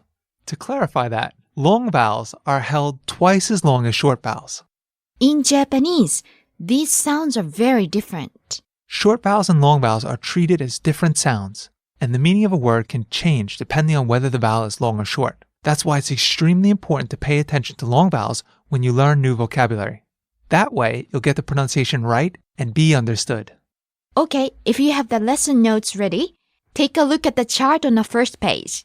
We'll show you what combinations of vowels become long vowels. First, we have 2 ah syllables, which sounds like? Ah, This is held twice as long as the short vowel. One more time. ah, Next, we have 2 e syllables, which sounds like? e, This is held twice as long. One more time. e, Next, we have 2 u syllables, which sounds like? u. Now, for the next one, there are 2 combinations that make the long vowel. The first one is 2 e sounds, and the next one is an e plus an e sound. Both of these sound like? E. And the last one has 2 combinations as well. The first one is 2 o syllables, and the next one is o plus u, but they both sound like? O. Again, these long vowels are held twice as long as the short vowels. Naomi-sensei, shall we practice some words? Sure. First, we'll look at some word pairs where the only difference is whether the long vowel or short vowel is used. First, a word pair with the ah vowel. First word, please. 角. That means corner. That was the short vowel. Now with the long vowel. カード. This means card. They sound quite alike, but listen to them one more time. There's a difference. 角. カード. The first word 角. has 2 syllables, Whereas カード has 3 syllables. Let's hear them side by side with the clapping. 角. Corner, カード. card. So when saying card, make sure you extend that vowel. Otherwise, you'll be saying a completely different word. Okay, we have a lot more examples for you to listen to and practice. What's our next pair? おばさん. Aunt or aunt as in family member. おばあさん. Grandmother. Now, this one is, I'll be honest, a little confusing. Because both of them are family members. So with this one, you have to be really careful. Can we hear them one more time? おばさん. Aunt or aunt. This has 4 syllables, but おばあさん. has 5 syllables. Although hiragana is spelled おばあさん. When you say it, ba becomes ba. So it becomes the long vowel. おばあさん、 Can we hear them again? おばさん、 Aunt, aunt, おばあさん。 grandmother. The next pair of words is like that too, right? Right. But this time we're using the E vowel. The first word is おじさん。 Uncle, and that was a short vowel. Next we have the long vowel. Please listen for it. おじいさん。 Grandfather. In hiragana, it's spelled おじいさん. However, when you say it, じい becomes じ and get おじいさん. And that's what we're talking about with the long vowel. See how the sound is extended for 2 syllables? It's not broken, it's held. Oji-san. Right. Can we hear them again? Sure. おじさん、 Uncle, おじいさん。 grandfather. So, as you can see, the vowel can make a big difference. So please be careful with them. Now, as we mentioned earlier, there are a couple of vowel pairs that also sound like long vowels. One of them is e plus e, which sounds like... え Naomi sensei, can we hear an example? Sure. 先生、 So this word, which means teacher, is made up of the syllables, せんせい。 but the last sound is pronounced. え It's a long vowel. Right. It's not せんせい, but it's 先生。 The other pair we spoke about was o plus u, which sounds like... お Again, it becomes a long vowel. This lesson is long vowel pairs. Can we hear an example? どうも、 This phrase, which can mean thanks or a casual hello, is made up of the syllables, どうも、 but it's pronounced. どうも。 Naomi sensei, can you do the clapping example again? I think this is the perfect place for it, especially with the word domo. Okay. どうも、 See how that long vowel is held for 2 syllables? どうも。 So, are you feeling confident with short and long vowels yet? Let's practice them with a little quiz. See if you can tell the difference. First, we'll introduce you to 2 words, and then Naomi sensei will give you one of them again. You have to guess if she's saying the first word or the second word. Make sure to listen closely for those long vowels. Okay, first we have this pair. 粉 Which means flour, and コーナー. which means corner. Now, listen to the word Naomi sensei is going to say next, and guess whether she said flour or corner. Are you ready? コーナー、 One more time. コーナ Did everyone get that? Naomi sensei, what's the answer?